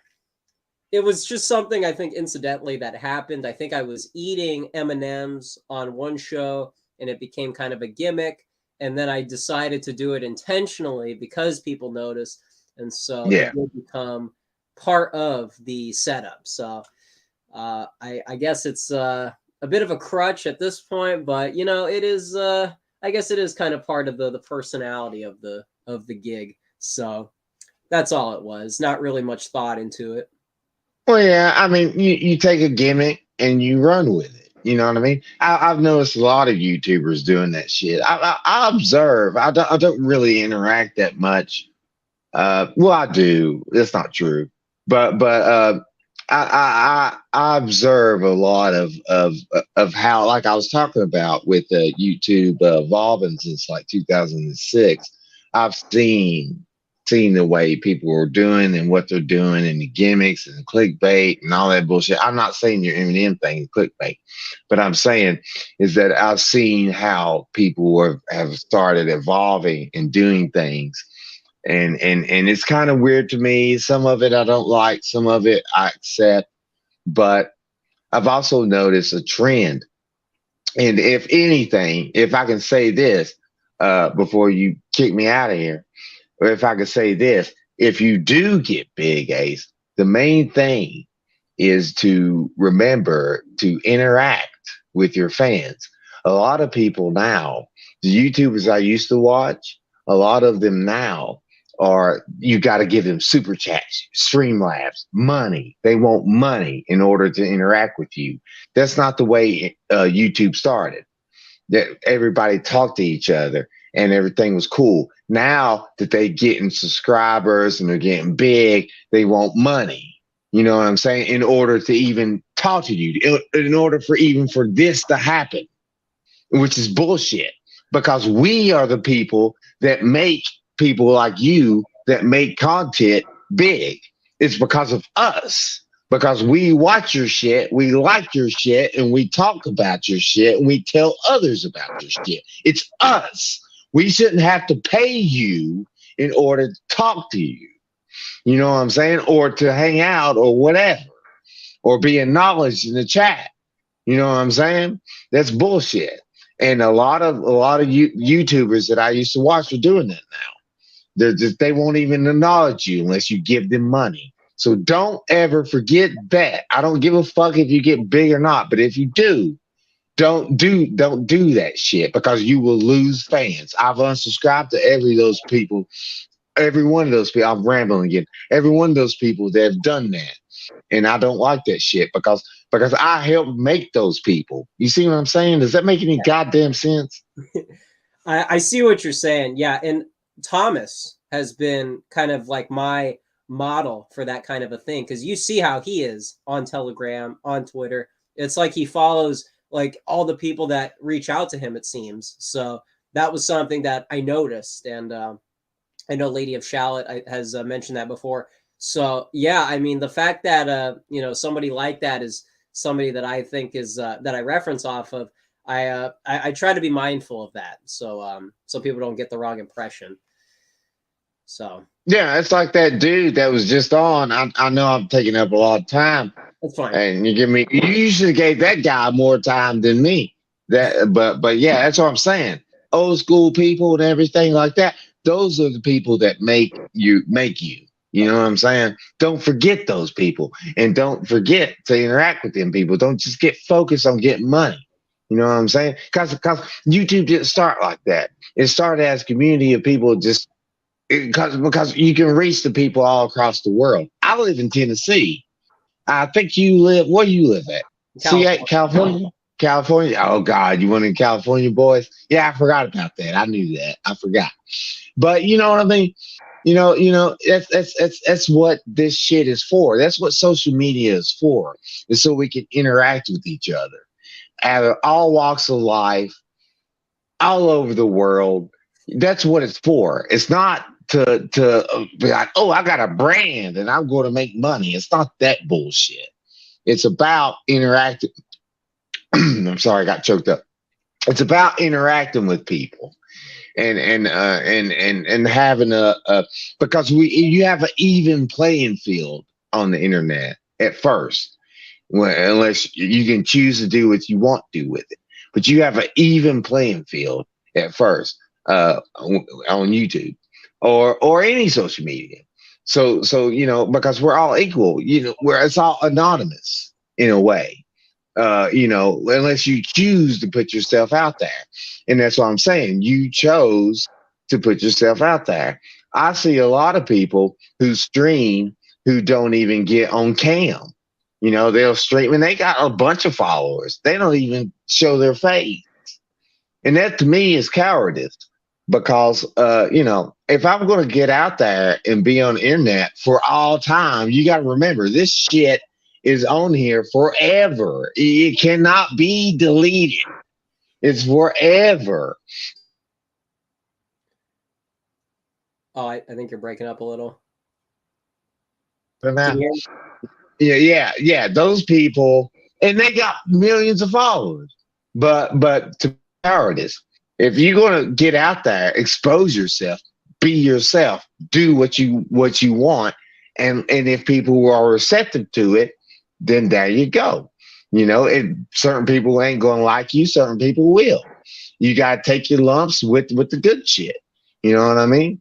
And I think it's brave for people to do that. And especially if you're gonna make your own channel. And like I said, yes, I give you shit, but I think it's brave that you're doing what you're doing. And I wish that this was available for me. Like I said, in the early 90s, I was one of the people among millions that helped create this type of situation that we're in right now. I wish I could have been your age and done that at that time. But I'm too old now and I can't do that shit anymore. I got other shit I got to think about. But you see what I'm saying? I wish I could have been in that space at that time because I think I could have flourished. But anyway, enough about me. What are you doing for Christmas? Oh, that's a good question. I think it's mostly just seeing family, that kind of thing. But yeah, pretty standard. But what about yourself, man? I'm curious about you. Oh, I'm just a sad bastard, dude. I'm just going to hang out by myself. I do have a lady friend who wants to come down Christmas. But yeah, she's a sad woman as well, but she don't want to be alone on Christmas. I don't care to be alone on Christmas. I don't give a shit. I have family, but my brother lives a long way away from me. My father is close, but we're not that close, me and my father, as in relationship wise, but he is kind of close to me. He's about 30 minutes away.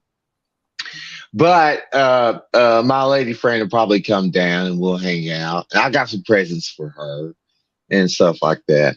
But, I'm not a big Christmas person anyway, because I don't want to get into this, but because Christmas to me is about Jesus. It's about God. I don't know if you're a God-fearing man. Yes. Or a religious person, but Christmas is about Jesus, not about Santa Claus. It's not about all that bullshit. It's not about somebody coming down your chimney, give you fucking. If somebody came down my chimney, I'll probably shoot him with my fucking shotgun. But anyway, it's not about that. It's about Christ. It's about the birth of Jesus. That's what it is. And so, and I don't conform to the consumerism that is associated with Christmas. I don't like it. I don't like it. I don't like that we're supposed to be happy and nice to each other for 1 month out of the year. Oh, it's Christmas. We should do that all year round. You should treat people with respect all year round. You see what I'm saying? Just because it's Christmas, I'm supposed to be nice to you. Fuck that. You know what I'm saying? It's supposed to be all year round. So, that's the way I feel about it. But I do appreciate Christmas. I have very good memories as a child with Christmas. My mother always made it special. But, it's not that big of a deal to me. I really dislike when the holiday seasons come around, like Thanksgiving. If you don't know this, which I'm sure you do, because I find you to be a smart person, Thanksgiving is not what they portray it as. Thanksgiving is genocide. Thanksgiving, the Indians. I'm 50% Indian. You can't tell. If you can't tell, I'm red bone. But yeah, I'm 50% Indian, 50% black. But yeah, the Indians taught Sacagawea, taught them the goddamn alphabet. And they taught them how to live off the land, how to fucking like buffalo and shit like that, how to cure meat and all that bullshit. And then what they do, they turn around and neglected them and let them die. You know what I mean? And basically slaughtered the Indians. They didn't give a shit. And then they took all that culture that they learned and used it and made it. And yourself, I can see. Well, I assume, I don't know, but I assume that you're not 100% white. So you can kind of understand where I'm coming from. But I don't know. I don't want to get into all that, even though I brought us there. But I don't want to get into all that. But you see what I'm saying. All right. Here, I want to make sure, just in case you know where to find me. I'm trying to Yeah. Well, tell me, I'll write it down. Yeah, it's I can write it down because I'm old school like that. All right. Well, what's the best place to reach you? Well, what do you use? What do you do? I made you got Twitter. Twitter? What's your Twitter? It's Aaron Ryder with a W, AC. Wait a minute. That's 2 A's, right? Aaron. Yes. Ryder, as in WR or what? Yeah, WRITER.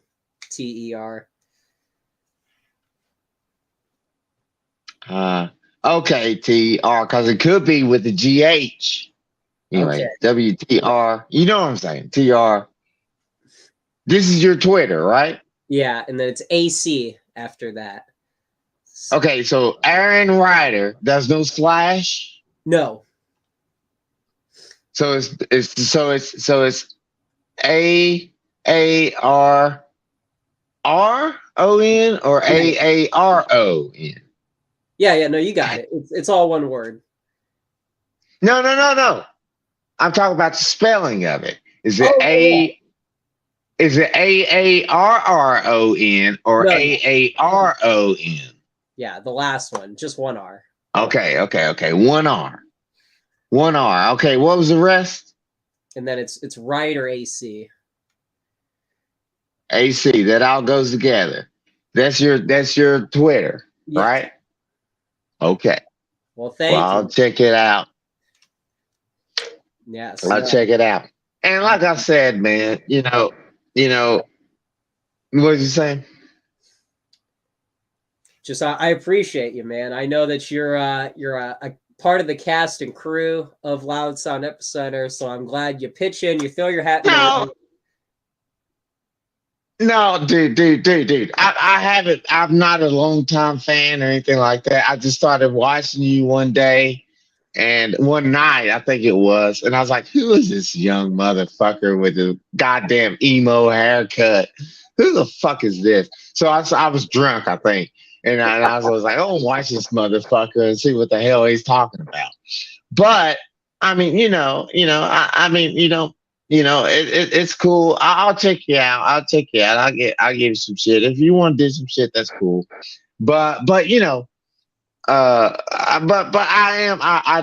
am overly opinionated, and I do like to talk a lot, and I don't want to overpower you because that's what I'm saying. If we do some stuff, it's your show. It's your show. So you gotta, like I said, sack up. You gotta take some balls and take control of your shit, just like with your love life, whatever. You gotta take control of your shit. And maybe I can help you do that. I don't know. I doubt it because I'm not in control of my life that much either. But well, I kind of am. I'm doing pretty well. Thank you very much. But I'm older. But whatever. But I think that would be a good thing, like a contrast show. But what the fuck ever. We're just spitballing. It's the middle of the fucking night. Who cares? You know what I mean? But I don't want to keep you. I got your information down here. That's Aaron Ryder Ace, and that's Twitter. So I can type that into Twitter, and you should come up, right? Yeah, it's AC, not Ace. If there's some confusion. AC. Oh yeah. Shit! I put an E on it. So no E. Just take out the E. If you just take out the E. Okay. I didn't even. Okay. I'll take out the E. What? Yeah. What the fuck is that? AC. Well, that's my anyway. My real name. So, but that's kind of is AC. Yeah, and so and then you get my nickname. So that's funny how that all fell into place. Interesting. Oh, I wanted to ask you also. You're a musical guy. I hate to keep this going. No, please. I hate to keep this going. I know you're probably tired of listening to me. No. You're a musical guy. Now, how you fell into the 80s hair metal and shit like that because of your father, right? Yes, he was a big part of it. It was also because the video games. What? A lot of Rockstar games had classic rock in it, had 80s music in it. And so that normalized. You talking about Guitar Hero? Well, honestly, I wasn't really too much into that. I was more so in the GTA games, and a lot of that had alternative and 80s music. So I often kind of minimize that part of it in my mind, but well, sometimes. And then my dad, I think, is also a part of that as well. So I think it's just all these factors that are music related that edged me in that direction. Yeah, I agree with you with the Grand Theft Auto games. They did incorporate a lot of good music, which I thought was, even though those games portray a lot of violence and stuff like that, which I don't think is healthy, but at least the soundtrack to those, I was like, wow, and I'm running around shooting people. And it's like, you belong to the city, and I'm not running around fucking shooting people and shit. I thought that was cool because those are, I used to listen. I'll tell you what I used to do, Ace. I used to, you remember the radio on them GTA games? Yes. The radios. I used to download the radios and just listen to them when I went to sleep.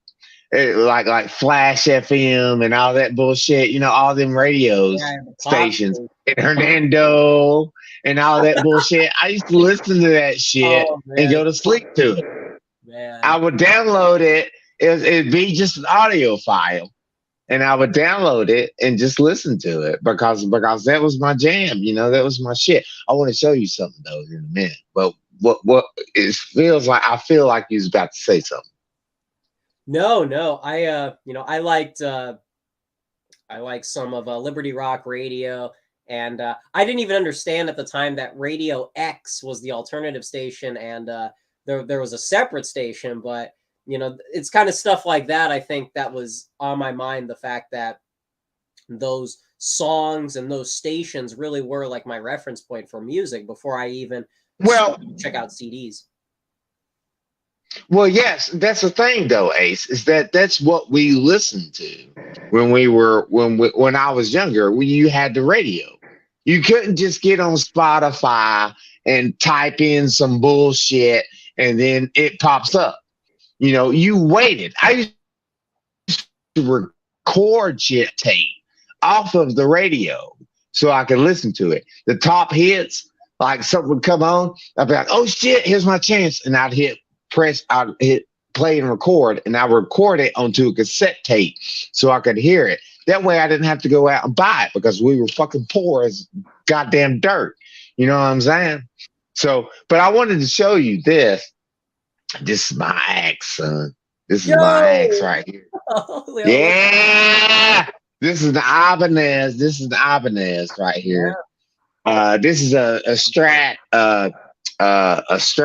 knockoff kind of, but it's Ibanez, which is a good brand. Deftones, if you know who those people are, that band, they used to play with the Ibanez's. They still do to this day. But this has got right down here. You got the double humbucker, which gives you a very crunchy, good sound. And then up these two right here are single pickups, which are more so more like your classic rock or classical guitar sound. But that dual humbucker at the bottom, I want to get one. Well, that humbucker at the bottom is great. I want to get one with dual humbuckers to get that crunch in it, because I'm more so of a country crunchy sound. Another question I'd like to ask you: what type? Now that I know you have an eclectic musical taste like me, but you have at a young age, which I did too as well. I listened to everything from classic to funk to soul to gospel to everything when I was your age and even younger than that. But what is your mainstay right now? Right now, it's more so the I guess you would call it like traditional heavy metal. That's a lot of the 80s heavy metal bands and hair metal.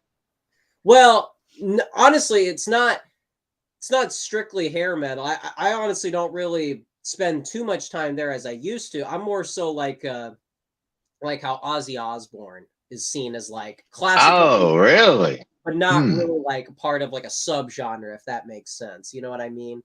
So yeah, it does. I know, like recently, I just said I was listening to punk, but I'm kind of all over the place. Punk. My roots are punk, son. Look at my jacket. My roots are punk. That's my Misfits, Black Flag. You know what I'm saying? The Cramps. And I tell you one thing that pisses me off. See, this is shit that we can talk about. This is what I'm talking about. The one thing that pisses me off is like, that's this new show. I haven't watched it. I think I know what you're going to say. With that, you know what I'm going to say? That, you know what I'm going to say? Yeah. What? There was like some girl dancing to that song, and that's like to the Cramps. To the Cramps. And the Cramps was my own thing. Nobody knew about the Cramps. I know the Cramps. I play the Cramps on this very guitar right here. Nobody knew about the Cramps. And every time I'd have a lady friend over or whatever, I'll play the Cramps. And they're like, what's that? I was like, that's fucking surfing punk. That's punk. You know what I mean? That's punk. It's not Green Day. It's not Blink 182. It's not that bullshit. It's real punk. Like Sex Pistols, fucking London, The Clash. It's real punk. It is bullshit. This is bullshit. And now that show came out, and they done that show that I think they did to Google. I haven't watched it because I refused to, but I think they did some kind of dance sequence to the Google Muck by the Cramps. Now everybody's like, oh, I know the Cramps. No, you don't. You know what I'm saying? And that was my thing. And I feel as though that's been taken away from me now because now all people like you, with nothing against you, but people like you know about the Cramps now. When it was something I could show people and be like, this is punk. This is punk. This is what this shit is. Punk, Black Flag, Sex Pistols, somebody said the Addicts in here. You know what I'm saying? That's punk. And now everybody thinks they know it. Now they're going to run with it because of this fucking show. They're going to run with it and think that's punk. And I mean it is, but they're going to feel like they know it now. And I don't like that. I don't like people taking shit that I grew up on and know for a fact what it is. That's just like with movies and bullshit. Like when you talk about pop culture. People that were alive when that shit happened is different for people who weren't, who are just discovering it. That's disdain there because we're like fuck you. I've been listening to that or watching that or loved that for 30 years, 20 years, whatever. You know what I mean? So it's kind of an entitlement to us to be like, fuck you, because, I already knew that. We already knew that it was great. You're just discovering it, which, and at the same time, God damn it, again, I'm rambling. But at the same time, that is a good thing because people need to know that shit. But at the same time, I hate it. But I'm glad that youth culture is finding that shit out. That's how I did it. Like you talking about, your dad taught you about hair metal and 80s metal like Iron Maiden and fucking Megadeth, shit like that. You know what I mean? It's the same thing. It's just passing the torch. But I'm at the age where I don't want to pass the torch. I want to hold on to it. You know what I mean? That's my thing. I don't want to hand it off to somebody else. But I know that is inevitable, if that makes any goddamn sense. Well, it is a difficult thing because, like I said, with Generation Alpha, when the next generation starts to try and boss around the Zoomers, I'm probably going to be in a similar situation as yours. You will. So you will. I don't know what, like you said, there is supposed to be that alliance between the young and the old, but as you know, that competition inevitably seems to come out, and it's hard. It's a hard impulse. So I'm not looking forward to that day of dealing with that, but like you said, it is nice that punk rock is getting out there. I'm sure you remember when there was a punk rock character in movies that would be like a demographic. Yeah. The I always had a leather jacket with little spikes on them and shit. They had a stereotype back in the 80s, late 90s of a punk. Now I was at shows. You know what I'm saying? I used to go to punk shows and we beat the shit out of each other. You know what I mean? I'm dead serious. I know it is funny to think about, but I'm saying, because that's how we took out our aggression. And that's what punk is about. You know what I'm saying? That's what punk is. It's your anger. It's your anger against consumerism, against conformity, against your parents trying to tell you to be like them. That's what it is. And that's how you took your aggression out. You know what I'm saying? Like back in the day, if somebody when Green Day, which I respect Green Day and I love them as a band. I like their shit. I play their shit on my guitar and shit. I play their shit musically. Just listen to them. I like Green Day. I remember when they came out. But what I'm saying is, there was a lot of backlash when that happened, when they came out, because that's not real punk. And that's why. Because it's not. It's consumerated punk. It's fucking. It's milk toast. It's fucking cereal punk. It's not real. You know what I mean? Like back in the day, if you would have told me, if you were, yeah, I like punk, man. I love Green Day. I would have punched you straight in the mouth for that. You know what I'm saying? That's punk. That's punk rock. That's fucking, you know what I'm saying? If you fucking tell me that Green Day or Blink-182 or whatever the fuck else came out during that era, Sum 41, whatever the fuck, you said, yeah, that's punk, I would have punched you straight in the mouth. I'm past that now. But I'm just saying, I know that people appreciate different things. But, you know, to me, that shit is not punk. And fuck that. But anyway, whatever.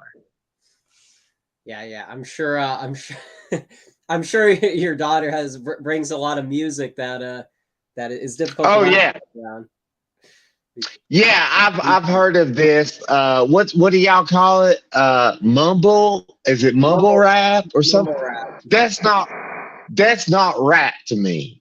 Rap to me is like Tupac, Biggie, Dr. Dre, West Coast, fucking Too Short, West Coast. Yeah, I like West Coast, and I like East Coast, like Jay-Z, Nas.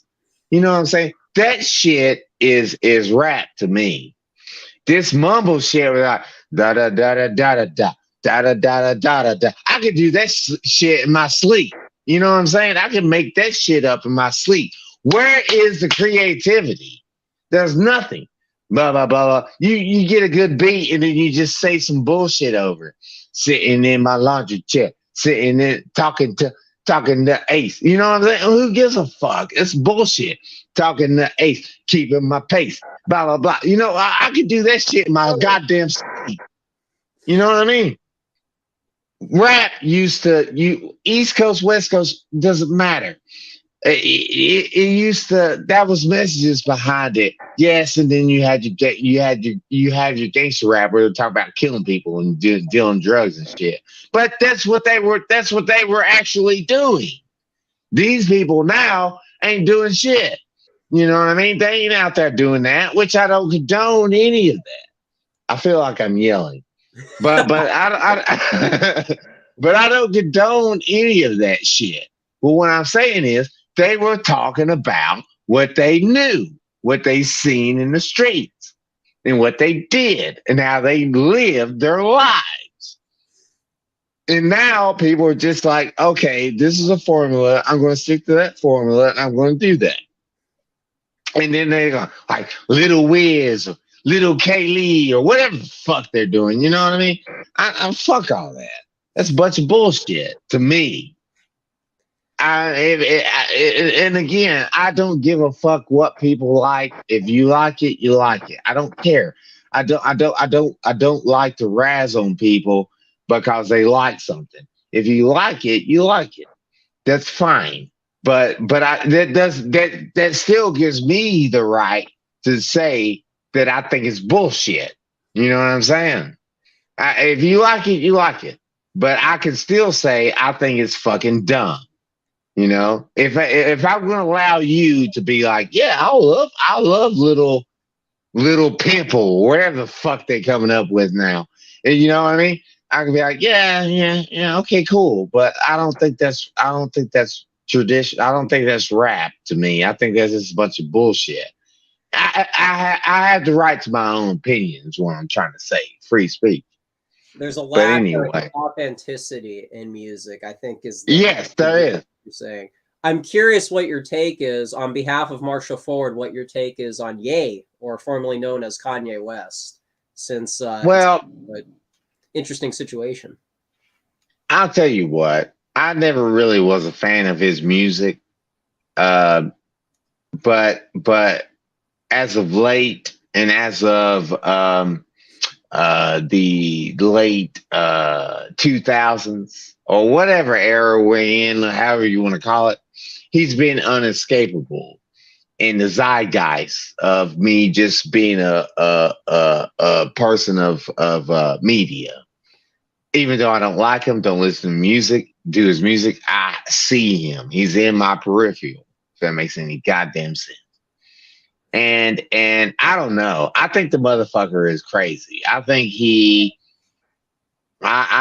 that I can't just label him as crazy. I think there's something wrong with him. I don't know. Maybe that's just the way he is.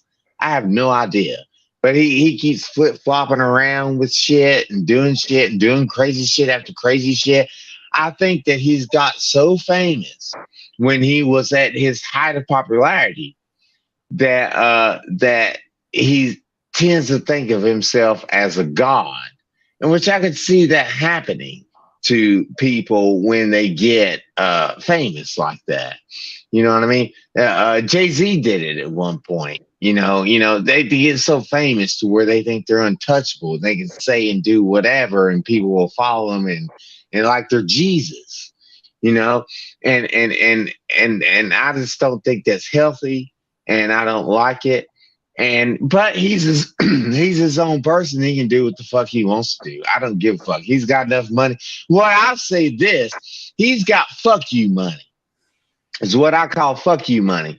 He's got fuck you money. He's got enough money where he ain't got to say shit. He don't have to do anything. He don't have to go out and go on these interviews, do all this bullshit. He's got fuck you money. All you got to do is shut the fuck up, not say anything, and just accumulate your money, make some more albums, and not say a goddamn thing. You don't have to go out into the public and tell people your opinions and think it's going to change the world. Who gives a fuck? The world's not going to change because of one person's opinion. Fuck you. Just fucking chill.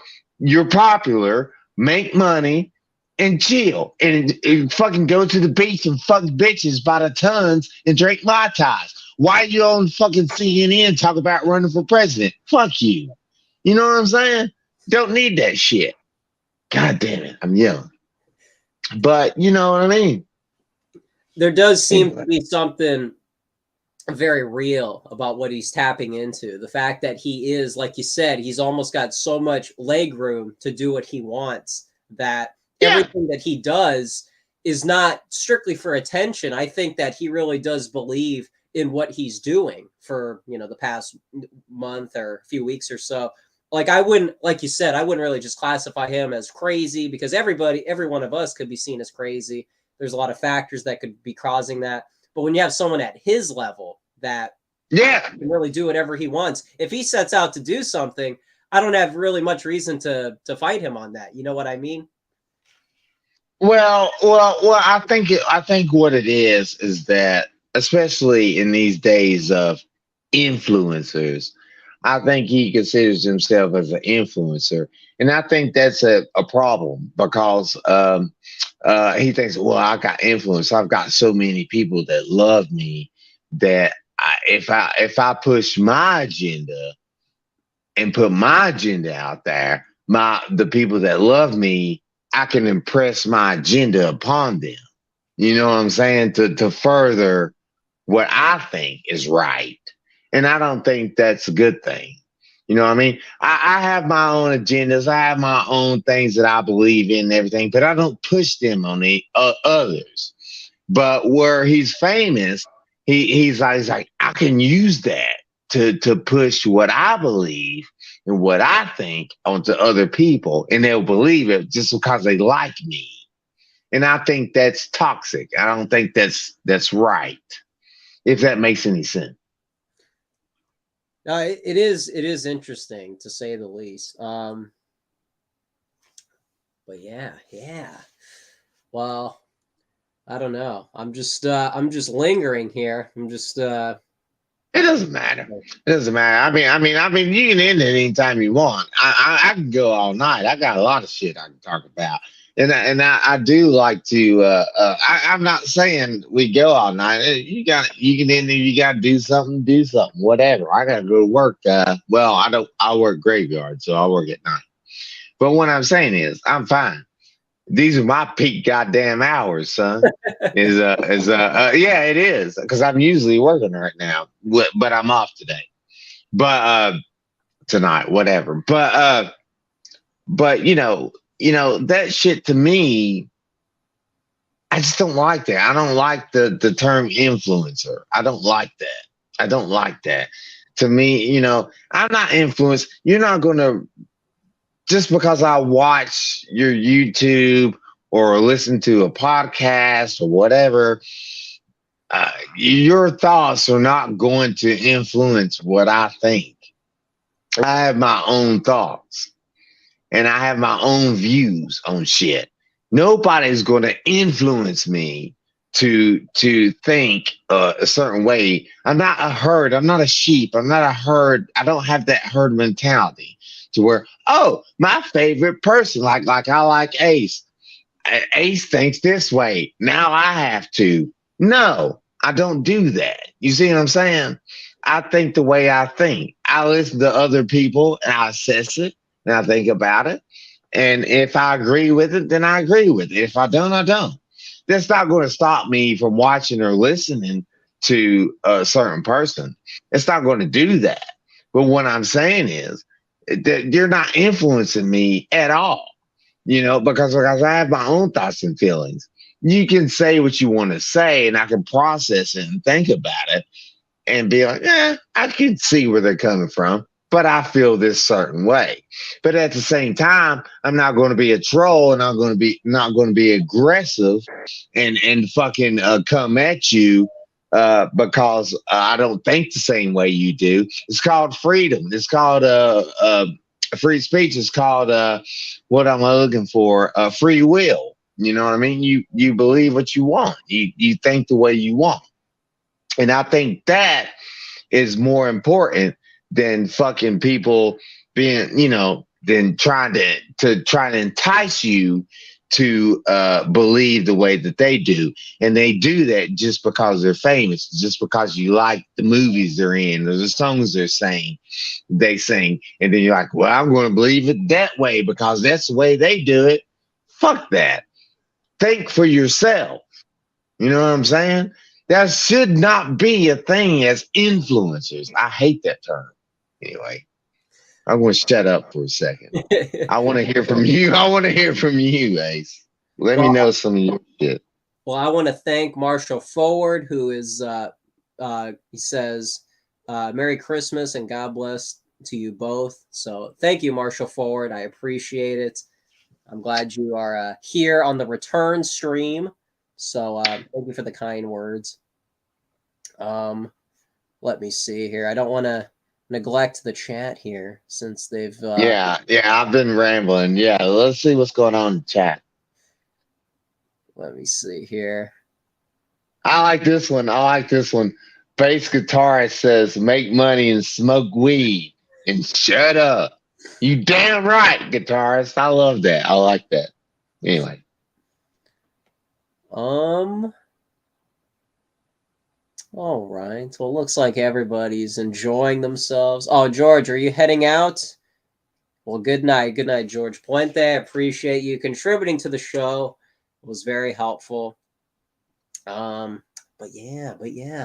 Well, all right, Marshall, I agree. Ramones. Well, there's always been a big debate between Ramones and Sex Pistols. Who started punk first? Ramones or Sex Pistols? Did it start in the UK or did it start in America? And in my personal opinion, I think punk started in the UK. Really? I don't really think it started. Yes, I do. I don't think it started here in America. I think UK did it right and they did it first. That's my opinion. Come at me, bro. But yeah, that's my opinion. Well, I think boys. Oh, there you go. There you go. Some CBGBs. I think I heard a story that the Ramones did a gig in the UK, and then that's when the punk band started to happen after the fact. So I think he was trying to imply that you can attribute a lot of those bands emerging because they probably saw that show or it had an impact. So that's something that I've clung to, but I actually haven't looked into the specific details in a long time. So, I'm open to saying that punk started in the UK, but I don't know the specifics of it. I'm not exactly sure as well. I just love the genre. See, that's another thing we could talk about. But yeah, I just love the genre. I'm not specific. I could research it and look and get a more formulated opinion on it. but I never really took the time to do anything like that because I don't really care that much. I just like the music, but I don't really care where it originated from. But in my opinion, I'd like to think it was the UK because I think it was the Clash. I think it was Sex Pistols as being originators of it, and I think that is my opinion. But I think that the Ramones and shit like that just took it, seen it, and Americanized it. But whatever. Could be. Yeah, it's a chicken and the egg question, maybe. But Yeah, which came first? yeah. Well, listen. Hey, listen. I want All to right. take it easy for Replay Gang. I want to think about the fact that if those of us who weren't here for the late night shindig, I'm sure they're going to be surprised to see almost 3-hour video sitting in their YouTube search algorithm. I want to be generous for some of the people who are probably getting ready for work tomorrow or who knows what. But dude, I cannot thank you enough. I couldn't have planned you to steal Well, the show. well, I don't want to steal anything. I'm a nobody. I'm nobody. I'm not an influencer. I'm not nobody. I'm nobody. I'm just a guy. You're influencing me. So, I'm just a dude. I'm just a dude. That's it. I'm just a guy. I just a guy. I get on the internet and fuck around. I'm nobody. But I do appreciate that. I do. I fuck around with you because I think you're cool, and I thought it'd be cool to talk to you. And if you want to do something further with that, that's up to you. But I will reach out to you. I got your information here. But if you want to do something, fine. I don't give a fuck, dude. I really don't. It's not going to stop me from watching you. But what I'm saying, you know what I mean? But if you want to do something, that's fine. I don't care. I just fuck around, dude. I don't give a shit. This is not my job. This is not something a priority to me. But I just like I'm just cool. It's just cool to talk to you. I miss this because people don't do that shit a lot anymore. YouTubers don't do that shit a lot anymore. Is just talk to people, and I think that's cool. And but and I think you should keep doing that, not just with me myself, but with other people, like the other dude you was talking to. I think he deserves more time than I did because he's been watching you for a long time. But but it's cool, man. But hit me up or whatever, and I know you're trying to get out here. I'm about to hit this leave button and get the fuck out of here. But I appreciate you letting me on. Let me talk to you for a little bit and give my little piece here. I think that's cool. Did I hit the like button? No, I didn't. Oh, and if y'all are out there, hit that like. Hit that like on Ace's bullshit. On this motherfucker. on this shit. Hit that like button. But yeah, Ace, you hit me up, I'll hit you up. I'll see you later. Thank you for letting me be on your channel. It's an honor. Thank you. Thank you. And reach out to me on Twitter so I can see you. Wow. Man, what a night. Such a night. What's the Elvis song? Such a night. Man. See, that's what the channel is all about. It's like I said with Just Jimmy's, that bond. I want that bond. And you guys in chat, I know it may sound weird, but I do think about, your username, PFP, that's all something I want to be grateful for and cling on to because, there was a time when I would do a stream and it was Vingol and bass guitarist. And I love those guys. I'm just saying, the fact that more people like us are out there, the fact that that bond can be shared with others, I love that. And I love you guys. So thank you for giving me a nice warm return to the show, back behind the desk. And man, oh man, it's good to be back. So I guess we'll close up shop for the night. Thank you, Marshall Forward, for the $4.99. Grateful for that. And everyone else. Oh, Mundry. I'll check that out. I'll check Instagram. But thank you for that. And yeah, the chat loved our new friend. So thank you guys. Thank you for the 07s. I think we'll man, what a high note. What a high note. So we'll probably be back probably Friday with Thomas. We're trying to see the details on that. If you guys are interested, stay tuned. Remember, it's Twitter, it's Telegram, and me, bass guitarist, and Conservative May. I don't know if she's still in here, but some of us, all of us sometimes are in these Twitter spaces. So that's why I shill the Twitter, not just because of me, but I think you guys might want to check that out. And so yeah, we're back. We are so back. We're back behind the desk. We're white-pilled, and we're getting ready for the new year. Remember, a lot of things are happening, so don't be black-pilled by the boredom. You won't be bored for long. Thank you, guys. Appreciate you. Love all of you. Let's do this again for old time's sake. Paul W. Hall, Marshall Forward, Flippy Hambone, Q-Tip, thank you. Mundry, bass guitarist, Georgie Puente. Man, oh man, man, oh man. Well, hey, man, you guys are the music. I'm just the band. So, well, 2023 will be our year. Keep that mindset. Do not let your New Year's resolutions wither away. Have it be a mindset resolution. So, hey, keep the white pill close to heart.